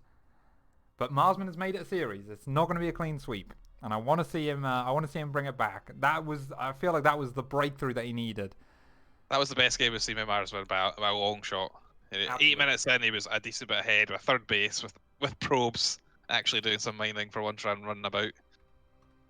Okay, looks like Lightshade is going to be the next map. Oh, hang on. There's just some confusion apparently. No, it was right so far. No, never mind. I scrolled back. What? Pillars Wall second map. Yeah, okay, no, that's fine. The players don't know the maps. It's fine. These are a new map season. We don't know anything. We are just waiting to get in here. But yeah, looking to hopefully see another good game. That was a really good game. Back and forth. There were moments where we lost that big fight that Marsman set up and took. Yep. I was not sure about that, but it ended up working. The EMPs were quite good on some of the sentries, but those sentries at the back, they didn't get hit. Yes. Allowed them just to cut off like a bunch of the Terran army on the ramp. And Colossus sitting at the back having that absolute fantastic day. And the EMPs did hit a lot, but there must have been 1 or 2 sentries with decent amount of energy because they got all the force fields off, and I think that really made was the all difference. it needed. Yeah, it's quite an awkward place to fight. That's Pillars does that like, against Zerg. You find that it's Protoss, like it's wide open thirds. Yes. So there's a lot of angles to be fighting. Exactly. And it is always scary to hold that. And again, there wasn't a super fast third out of Marsman that game. But It's sort of been a feature of his play, isn't it? It Like has, delayed third, yes. but But playing quite safe. before we were saying because he's the favoured player and like he can kind of like play safer. But I'd really love to see him take that earlier third. I feel like it would make these mid games much easier. Yeah. Obviously, it's easy to say that. We full vision of the whole map. Yeah. Come on, just tune into the cast. So is this back on US West? Is that what? I am not sure. I do not follow. Okay, interesting. Okay. It shouldn't matter. Okay, best of 7. We are do this. We are 1, 2. There we go. And for the actually, there's been a lot of times in this match. I'm not going to say numbers, but for this match, spawning in the top left, it is the red Protoss player Marsman, representing Archangel Gaming. And it representing LGC. In the bottom right is the purple Terran, Azure.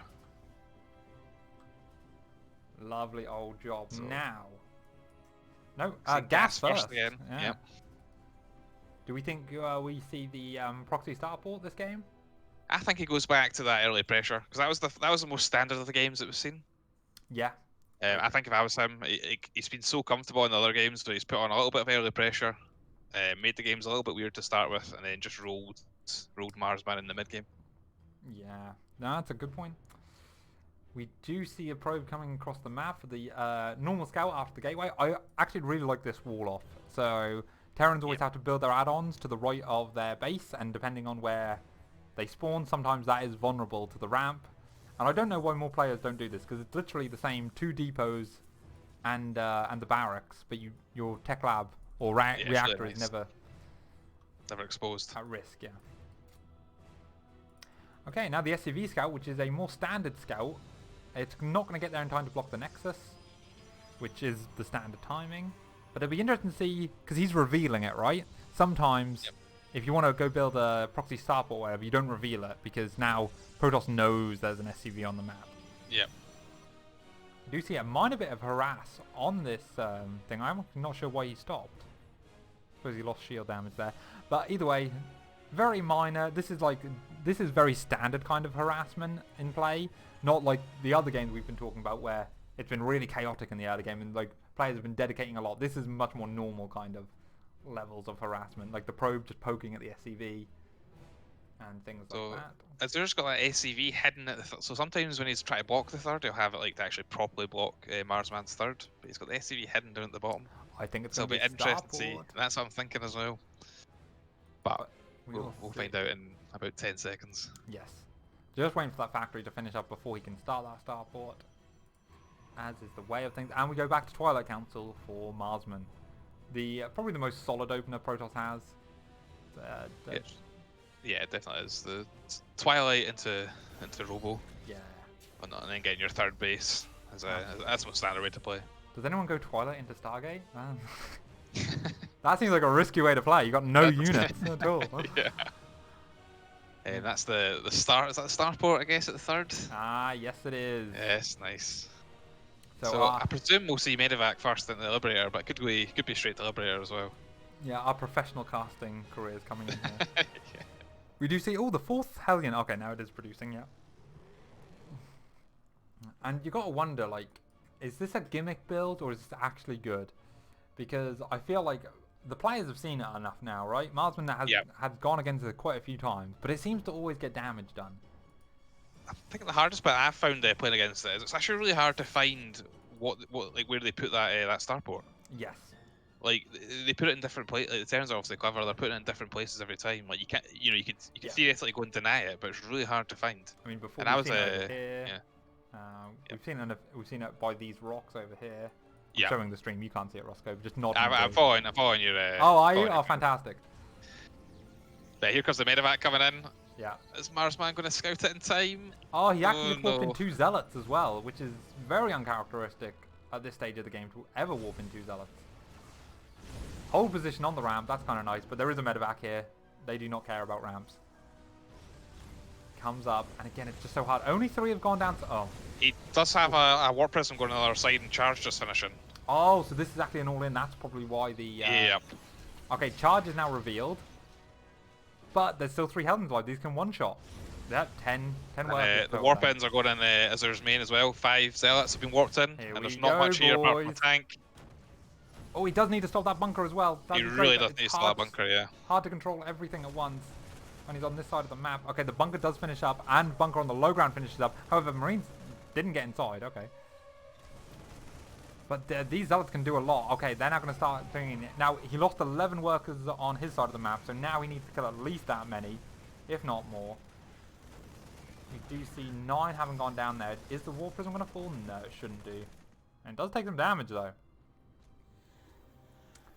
And I called this an all-in when you referenced it, because I think of it as an all-in, but I don't know if some players... It is, especially with the amount of probes he's lost. Yes, that's a good point. He's only got 3 on gas. He's not mining any other gas.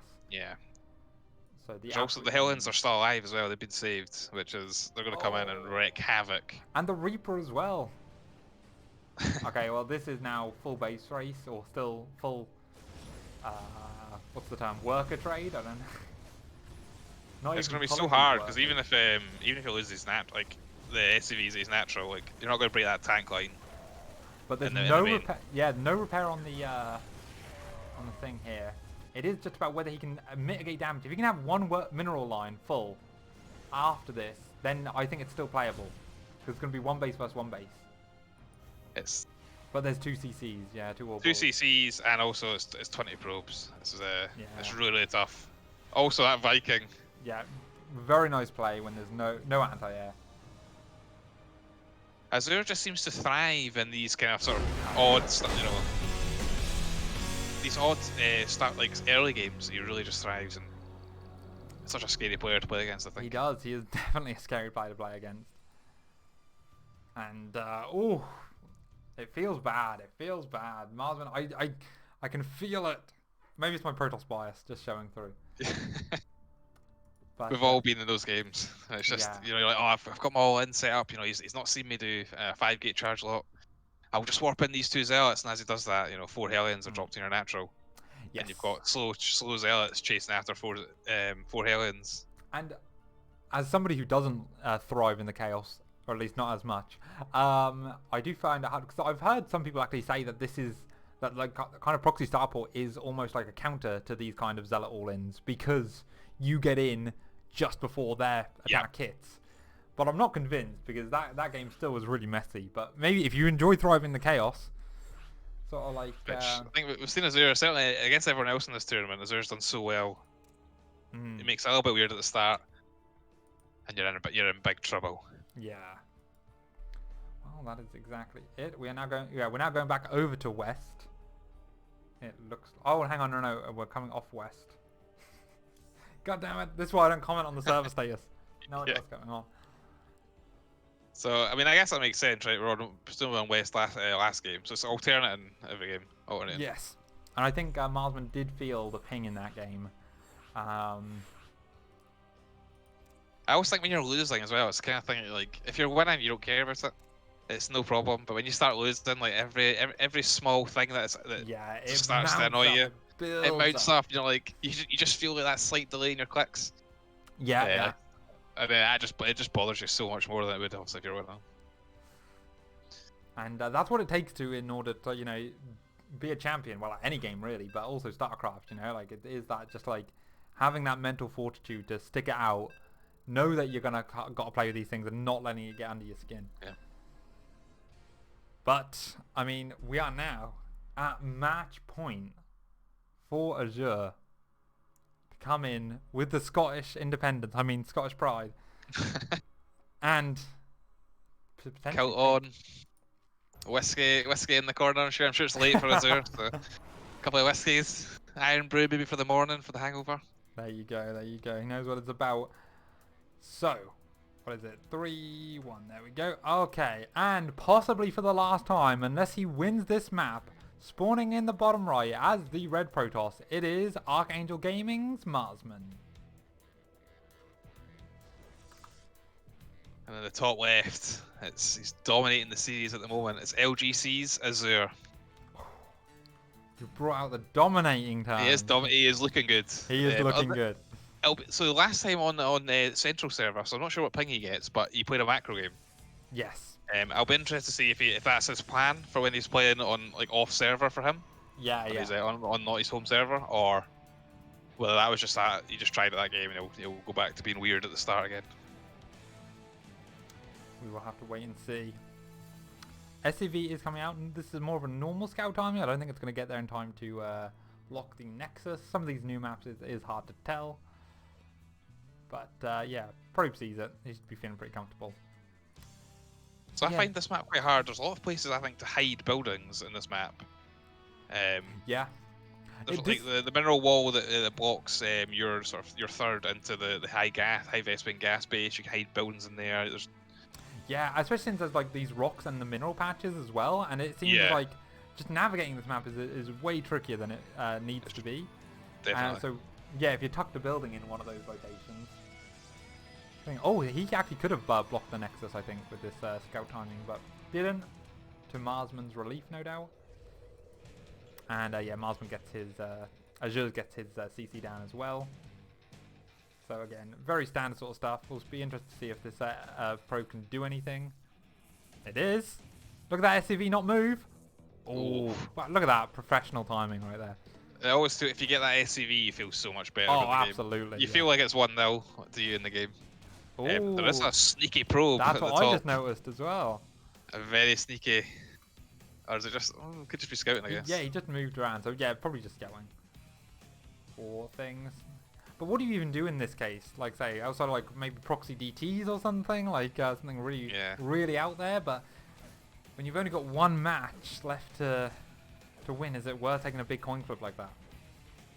You've got to be careful as well, because it feels like when Marsman's been trying to do the aggressive strategies, they're coming in slightly later than Azure's ones is. So like, taking a risk like going proxy DTs, it feels like his Hellions are going to be at your doorstep before your DTs can be warped in. Yeah. And, well, the Stargate going down. So we'll see how... I mean, whether this is going to be Phoenix Colossus macro again. It felt, again, as you mentioned, Azure seems to really thrive on the kind of chaos game. Yep. And even in the other game where it was Phoenix Colossus, he was like sending drops everywhere. He was like really persistent with the drops. Like there'd be units there, but he'd kind of like slip past them and all this sort of stuff. So he seems to really want to make it chaotic. So I wonder if he's going to be even more aggressive this time. It's a little bit unfortunate for Marsman because he's actually done a really good job. He's like scouted the whole map Whole about map, 5 yeah. times with the probes, with adepts. Like he really has scouted well, but this is the game where I mean you're still getting information because you've not found anything, but this is the game where that's just not as worth it. That is exactly it. And again, now the Phoenix even checking some parts of the map that hadn't been scouted before. As well as the Adept, but everything is at home. It is 4 Hellions again, and that does seem to be just the preferred way of opening. And I honestly don't think it's bad. Seems good. Yeah. It's at a time it's a bit of an awkward time for Protoss, I think. Yeah, I mean, he should have the full wall up and 3 gates. Oh, no, because he's gone Stargate, yeah, so it's slightly different. Oh, he goes 1 gate Stargate Robo. That's a little bit greedy. And yeah, now, because of that, these Hellions get in. 3 go down, lift one of those Hellions, boy. Oh, and there's the Reaper is doing damage here as well. Ooh.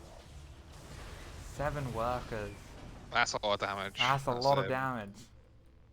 It's a lot of damage. It's also really good scouting because he's now revealed the Phoenix. Yes.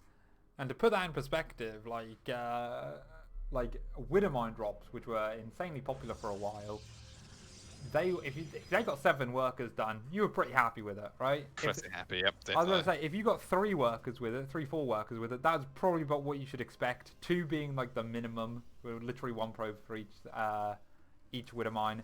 But 7, you don't see that very often, especially at high level games. So if you I can think just also, like, not you didn't even like invest in a medivac or anything. It was just Yeah, it was actually the exactly. 4 Hellions and a Reaper just walking in the front door. And those are Front door was left open. Yeah, those are units that don't scale well either.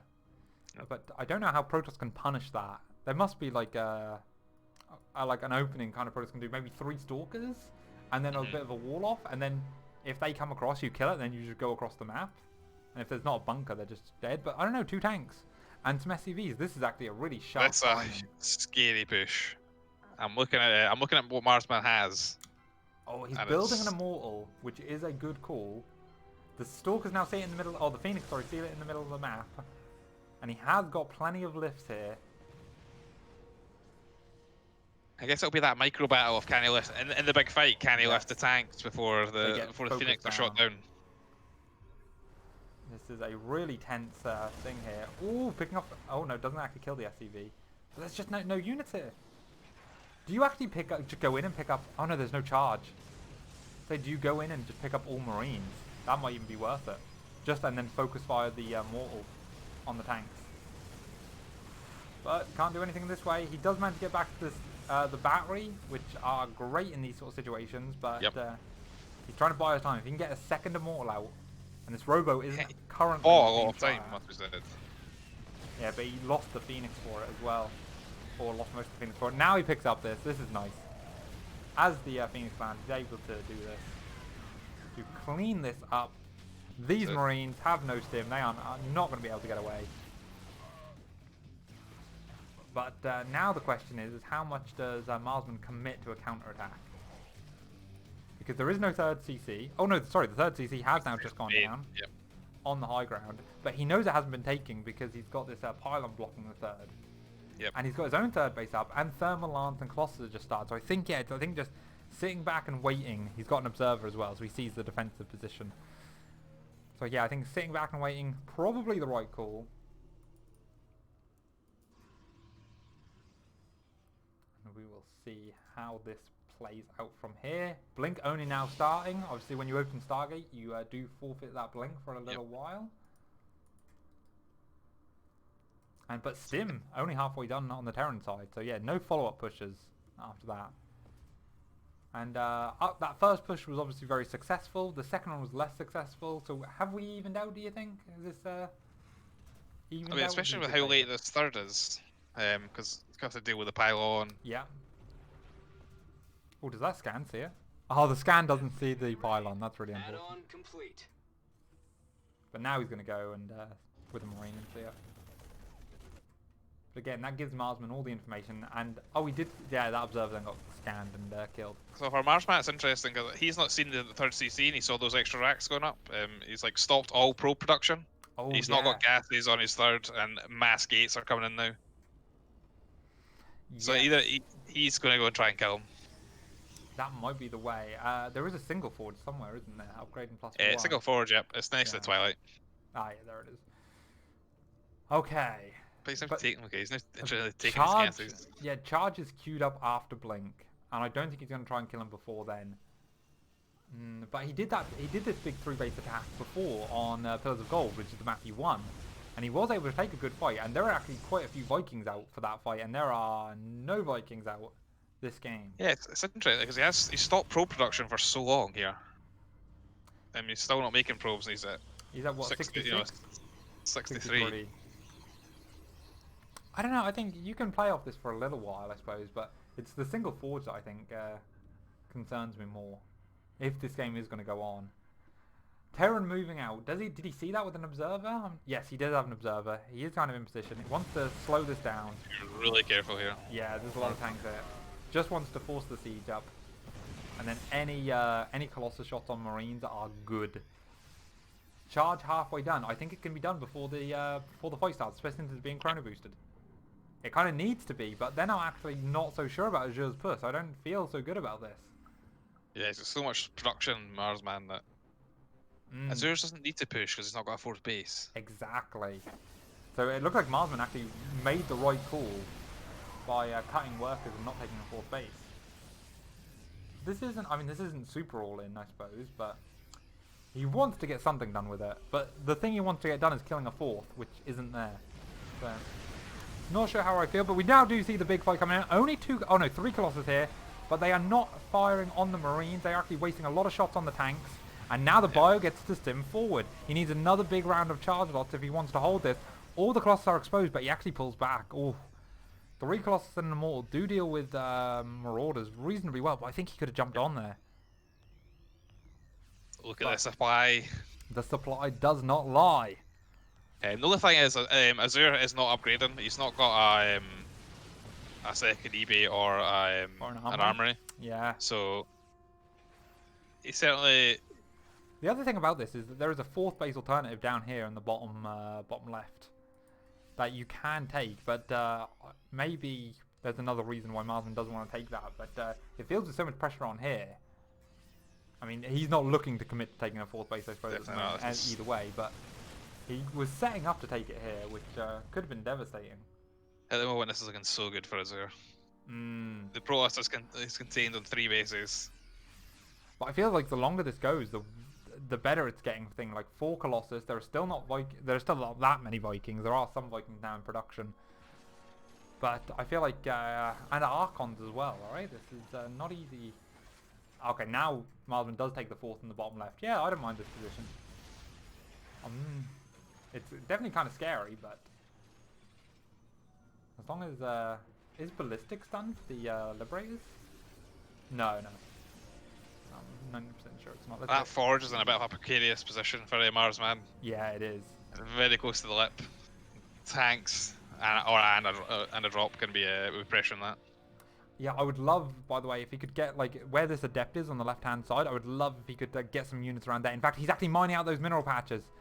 He does really want to surround. If he can get surround with a load of Zealots on this army, it could be, that's the best way to take an engagement here. Disruptor comes out. It might go too far forward.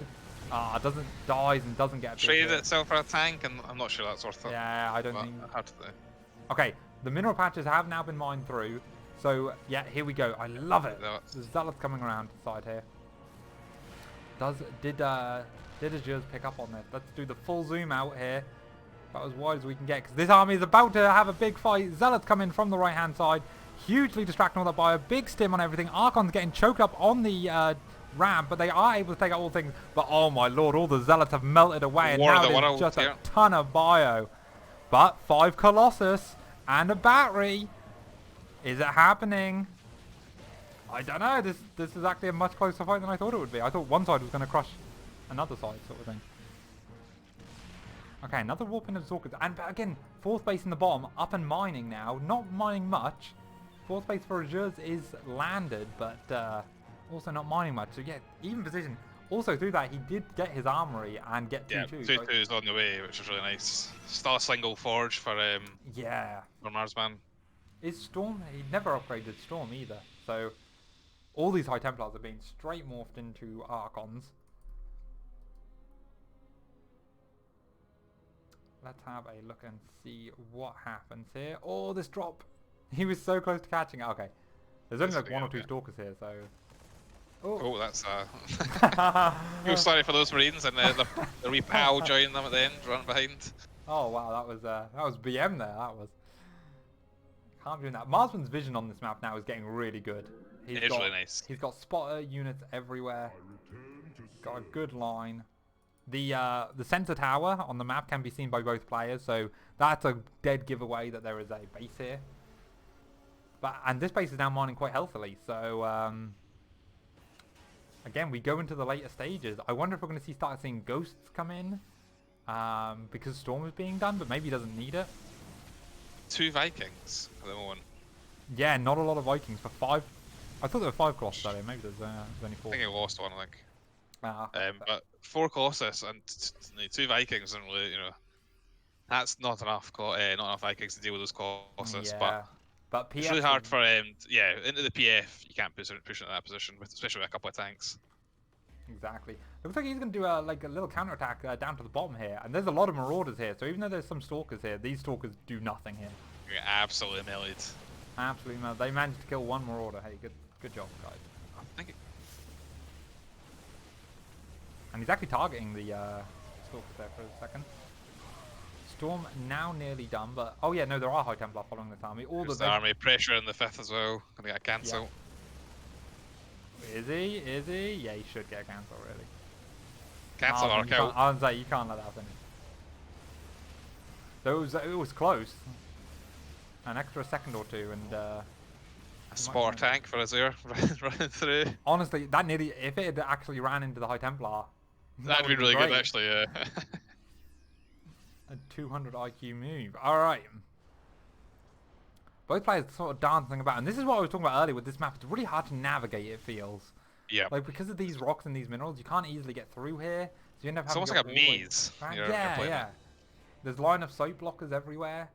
Oh, and now both armies do rotate around. Base race. Don't like a base race for Marsman in this position.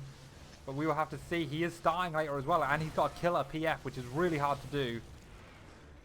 But it's too late now. He's got to commit. Okay, so he's going to go after the production and hope that he can get some buildings out or get some probes out in order to win the base race that way. Now, at the end of the day, when it comes to the standing armies, I'm not sure who's got a better army. Actually, no, Protoss has got a better standing army. All right, Azures needs to kill everything. Because the problem that Protoss is going to have is it's hard to split that army. It is, but there are only 2 medevacs here. And this, that's true. This bar, and they're already every stim is... Every stim is so costly. Yeah. And, yeah, Colossus are able to rain down death from the high ground, but he should go in and get all the production. Or at least that's what I think he should be doing, but he's actually he's focused on killing this base first. There is a Nexus going down in the top right, and a probe that has escaped.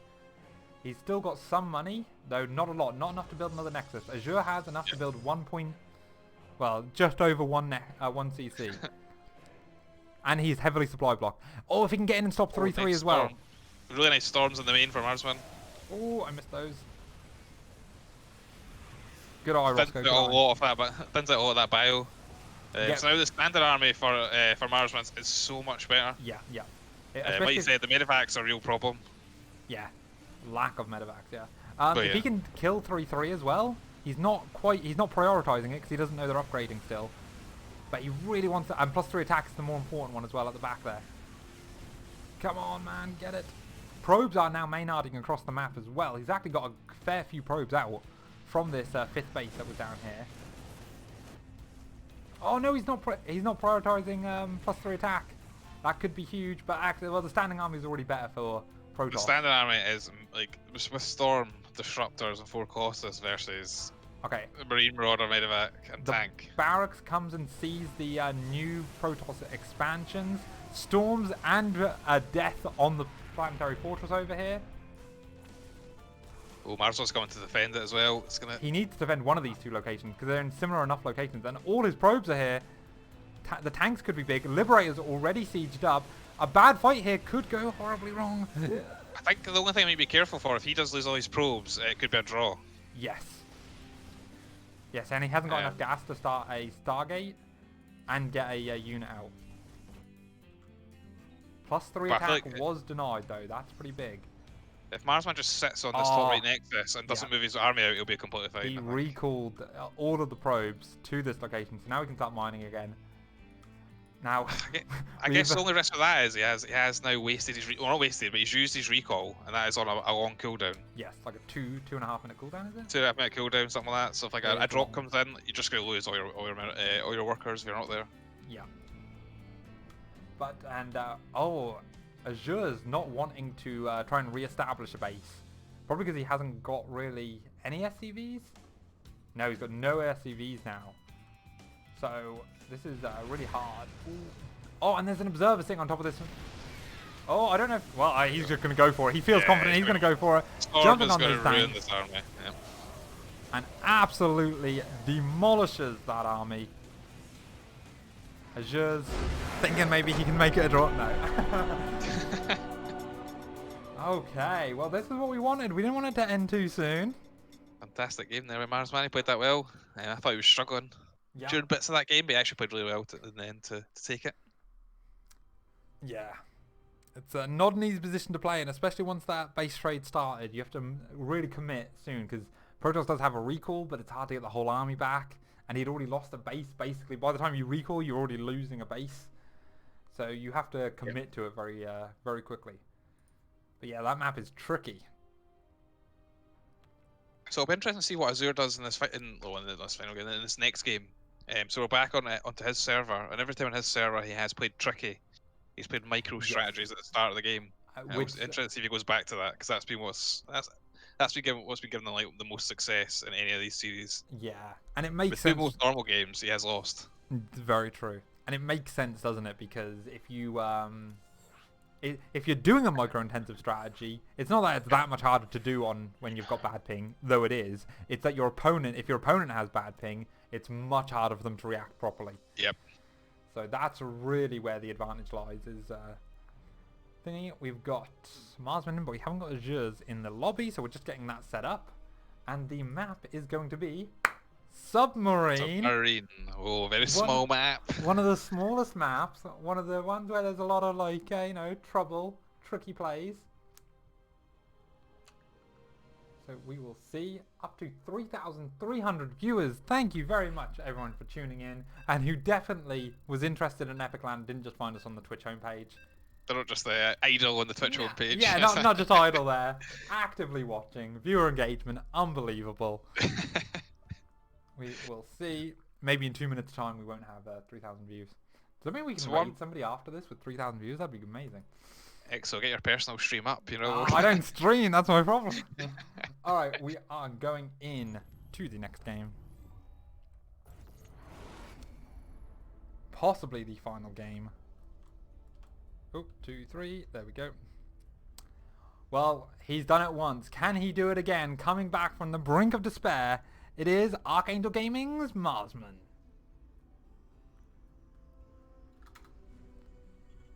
And the bottom right, it's the tricky Terran from Australia, but representing Scotland, it's LGC's Azure. Ooh, tried to do the zoom in there and messed it up, but that's fine. That's fine. It might be the Professional last casting time, going but on here. Professional casting. It is trickier than it looks. I'll give Mapu and Funker and all the other. Especially when you're casting as well. As you're casting and trying to do it, so you're doing a good job, Exo. Thanks, man. Thanks. I needed that. Right. That's what you're looking for, really. It is. Is this gas first? No, it's not. No. I know. So what I want to see from Marsman, I want to see him like his scouting patterns were really nice last game. He was scouting absolutely everywhere. So I hope he does that again this game if we're going to see another tricky play. Yeah. Because knowing is half the battle. Ah, there you go. Roscoe, the art of war. Just Hey. drop. Books out soon. There you go. Yeah, I don't know really what else can be done here. Like, sorry, let me rephrase. Let me rephrase that better. I don't know what either player can do to try and really take advantage of the rush distance on Submarine. I'm sure Azure has many ideas, but frankly, the rush distance hasn't stopped him on any of the other maps. So Yeah. I mean, It is also Marshman interesting. gets his Nexus down, which is he's gonna be feeling so much better about this game again because Nexus is down at a normal time. Yeah. And he's scouting about again, which again, I think at a low level, sometimes like myself you can get distracted. You're like, oh, I've got to scout around, and you end up messing up your build. But Marsman is a solid enough player that he's used to doing this every game if necessary, and not missing a beat on his build. So. Slight advantage about being a smaller map as well. Obviously, the rush distance is really good, especially for the Terran because of warping. But there's less places to hide buildings. Yes. So scouting is actually a lot easier. Yeah, and we do see the first Reaper coming across. We also see a bunker coming down for Azures. I think this is the fastest bunker of the series. I don't think we've seen many others. He had a bunker at the back of the natural, so that might have been close for timing. Oh, that's in a one good of the point. series. Yes, yeah, the aggressive bunker. Okay, Robo going down. This is a fast Robo. This is like Robo where Twilight Council would be. It's really interesting, yeah.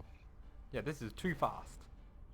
So one of the builds that became more popular is like going Robo 3 gate into like Fast Colossus, and you eventually get a Twilight and add it back on. So I'm interested if that's what he does. Yeah, so you kind of transpose back into a more Yeah, you start doing the other way around, so you don't have Blink, so Blink's a lot more delayed, but you get a lot more units, and you can get Colossus. Yeah, faster. Well, he's also going for that early wall off as well. So the Hellion shenanigans, which oh my lord, Azure is switching it up for the shortest rush distance, and this is a much more typical. Oh, there's a short rush distance. Let's do 3 racks. I have to admit, I don't think this is very strong, especially against someone like Marsman, because Marsman doesn't rush to take that 3rd base every game. He's not a super greedy player when he's playing. No, and obviously the map distance is short here, but if he gets any whiff of this, 2 shield batteries. You need 1 shield battery to go super, and you need 1 shield battery to heal the super shield battery. He's also went quite a good build against it because he's went 4 gate. Yeah. So he's going to have massive unit production. And he's not got any of the gas on his natural, so yeah, this is the only risk to this is that the 3 racks actually deals with the 4 gate super well. It's sort of like, yeah, they've almost like countered each other with aggressive builds to start with here. Yes. Wow, I've not seen a 2 base Robo 4 gate. Used to be 1 base 4 gate was the super legendary. Yep. Okay, does he drop the be stalker from the careful low not to- ground and poke? Hopefully he's watching it. He is. Oh, he's going for it. Oh, Azure is so smart. He backs up all of the Marauders. Yeah. And he's like, heh heh heh. And now, Ruh-roh This is Shaggy. so good for Azure. Oh, and he's going to get the War Prism, which means all these units are trapped. That... Oh, that's the final Well played game. Azure. I can't believe it. Oh, can you believe it? No. I thought if he was going the 3 gate Robo, that's like the perfect build against the 3 racks, but the 4 gate Robo and try to be aggressive with it. Oh, it's so tough, but congratulations to Azure. He put a fantastic tournament, only dropping games to Marsman and Optimistic. Yeah. Who was the 3rd seed and the 1st seed respectively. So really well played. Yeah, I was really impressed with Azure's play as well. He looked really good. Yeah, really solid. I think he's playing in the NZs, like ESL sort of tournaments up soon that Raza and T-Bill have qualified for. I think Risky's in it as well. Yes, and I think he qualified last night or yesterday afternoon after also playing in Epic. So he's been really busy. Busy bee. Doing good work. And now, I don't know if there's anything else we need to say or do. Do you have any shout-outs, Roscoe? No, I've just got a shout-outs to epic.LAN for hosting the tournament. Yeah. Shout out to you, EXO, and a bunch of the Red Dragons boys for helping me prepare. Well, didn't help against my game today, though. Hey. And thank you very much. I really enjoyed the tournament. Congrats, Chazzer. There you go. I'm just asking, so while I am hosting the stream, I am not logged in on the Twitch. So I'm going to ask if they can host or raid somebody, because we have a lot of viewers here. I want to thank everyone for showing up. And again, the 20 odd people who are actually here to see StarCraft, and the 3,000 people who are just idling on the main page of Twitch. But this has been a great tournament. Again, I'll give shout outs to Epic whilst I've got a bit of airtime. They do tournaments 3 times a year, always good fun. always good to see the StarCraft players. The StarCraft scene comes out in force for the UK. COVID is obviously something. Oh, sugar! I just realised. I asked epic.LAN if they can host /raid whilst the game was still going on. Because there's a 2-minute delay. Whoops! In the chat. Oops, daisy. Oh, sorry, boys. Whoops. Well, well, Scotland prevails. Scotland. Make it. Freedom. I've seen it coming. All right. Yeah, all of Azure's friends from down under coming in to turn out here. They're a big fan of UK StarCraft. Thanks a lot for They're joining us, guys. We enjoyed having you. It's they're a big fan. tripled our viewership. So Yeah, exactly. We appreciate it. and we wish you luck in your ANZ's ESL games that are coming up.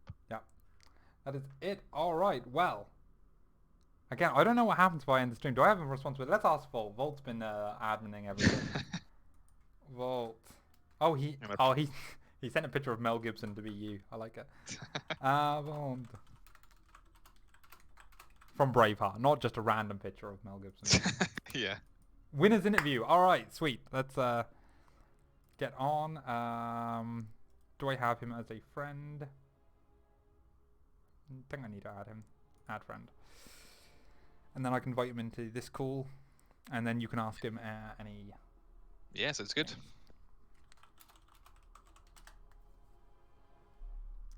Yeah, Terran winning epic.LAN, and it's not Raza. Wow. I know it's Terrans have been doing pretty well though. They were doing really well in the Alpha X tournament as well. They've been running. Yeah. Kieran knocking Cyril out. You know, wasn't that like top a four top of Terrans, I think. Yeah, I know. So, Oh, there you go. That's the right Azure. So I actually have 2 friends called Azure on. I don't know who. Oh. Hello, Roscoe. Oh, I'm in. Congratulations, there. I can't hear him. I can't hear him. I can hear. Oh. See it lighting up, but. Can you hear me now? Yeah, we can there hear you go. now. Perfect. Congratulations. Really well played there. Thank you. Um, Feeling pretty good about this. Today was a good day, I think. Qualified for EPT, won epic31. I'm feeling pretty happy. Yeah, just your Can't ask. standard Sunday afternoon, you know. exactly. Can't ask for more than that, can we? It's been a long day too, though. Yeah. How I did you bet. feel about the games, like against Marsman? Because I feel like when you were doing like early sort of pressure builds, you know, running Hellions about and running Mines about, you were really in control of the games. But the games that went a bit longer, admittedly they were on the central server as well. Like, I felt like Marsman was doing pretty well. You know, it was a much more even game. Yeah, some of the central games, especially, just trying to micro against like Storm Disruptor and everything. Like, it's just Yeah. not something that I hard enough as it is. I'm particularly keen on doing. Yep. Also, I feel like every time I play Standard versus Protoss, I just lose. So I just did crazy stuff. So just don't And play it kind of standard. worked Yeah. out. I don't know. I had no real idea going into it, like how to gauge Marsman's level, because obviously I never play on the European server. I see he's 6'2", which is like obviously pretty good. It's so tough to compare, though, isn't it? Because like at the top of the American server, like at the top of the American ladder, like the highest players are like just above 6K, but they're really Yeah. really good players. Like they're so Like, good I players think, that actually getting MMR at that level is so hard. Whereas EU obviously goes all the way up to like 7.3 Yeah. or 7.4. Yeah, I think EU is like really inflated compared to NA and Korea, Yeah, just in definitely. terms of MMR, just because of like the number of players that are on there. Yeah, it's a super active Yeah. ladder. And Yeah. everyone above 5K has 7 barcodes as well. Yeah, of That course. might have something to do with it. No, well, congratulations. Are you you're coming back for the epic.LAN 32? I imagine, defending your title. I'd like to. Yeah, Depends good, when good. it is, I suppose. Is that one going to be online as well? We don't know yet. I am nobody official from Epic, so I have no idea. So I think that it's scheduled in to be in at February. Yes. Because I saw the release of dates. I'd be very impressed if there was an actual LAN in February. Going by what's going on in Britain right now, that would be a very impressive turnaround. So Yeah. So online a would be very good easier. chance it's not going to be online.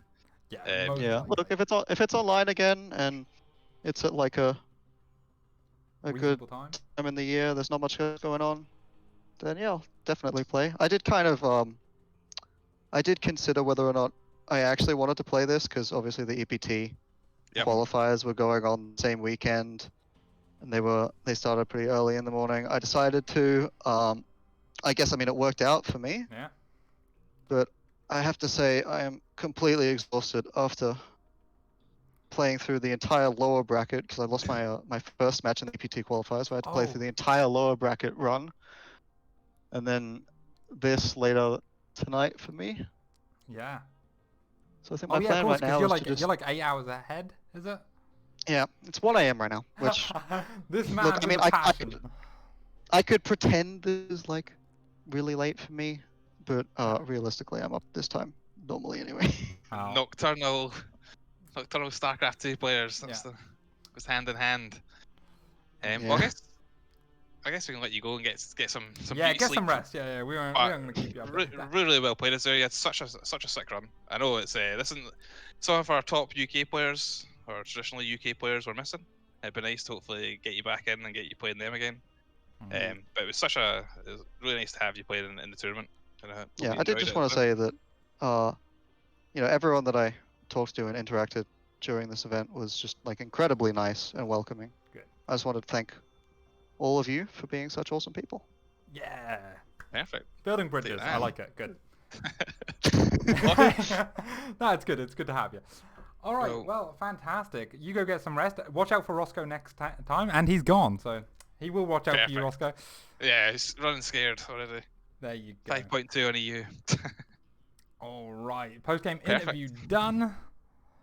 And let's have a look. Should we just take over ladder? Should we just play some games? It's a epic.LAN. Is the main streams doing anything, or is there I- the CS:GO stream or I- Rainbow Six? Are they up to anything? Yeah, I believe so. But because I can't host, and I don't know what happens if I just end the stream. End the stream? End the stream. The stream. So we're just waiting on. I will again message Volt. Volt. What do? Do I just end? I feel like everyone's getting like the true LAN experience right now of how well prepared / poorly prepared we are. Yeah. That's a typical LAN, Oh, that's right, Volt can raid. So Volt is going to raid into the CSGO. Who wants to watch CSGO? Who wants to watch StarCraft? They got the letters wrong. It's CS? No, it's SC. Alright, well thanks everyone for showing up. I don't know when I'm going to get cut off now. So all I want to say is power to the people. Scottish independence. Queen Nicky Sturgeon. Yeah, down with the monarchy. I don't know what else I can say and get in trouble for. I gotta flirt with that line a little bit. We are just waiting on the raid here. How many people are in chat right now? Like actually chatting? I didn't actually have time to go back. Then just go to music. Oh, what? Okay, yeah, because otherwise we'll get cut off. Right, I'm going to say goodbye. Cheers everyone for watching. Thank you for putting up with my interest in casting and observing. And thank you to Roscoe for being here with me. And a big shout out to Red Dragons, which is our team. And half of the contestants in epic.LAN, which is basically Red Dragons. So thanks to everyone, and we will see you later. Is it this screen?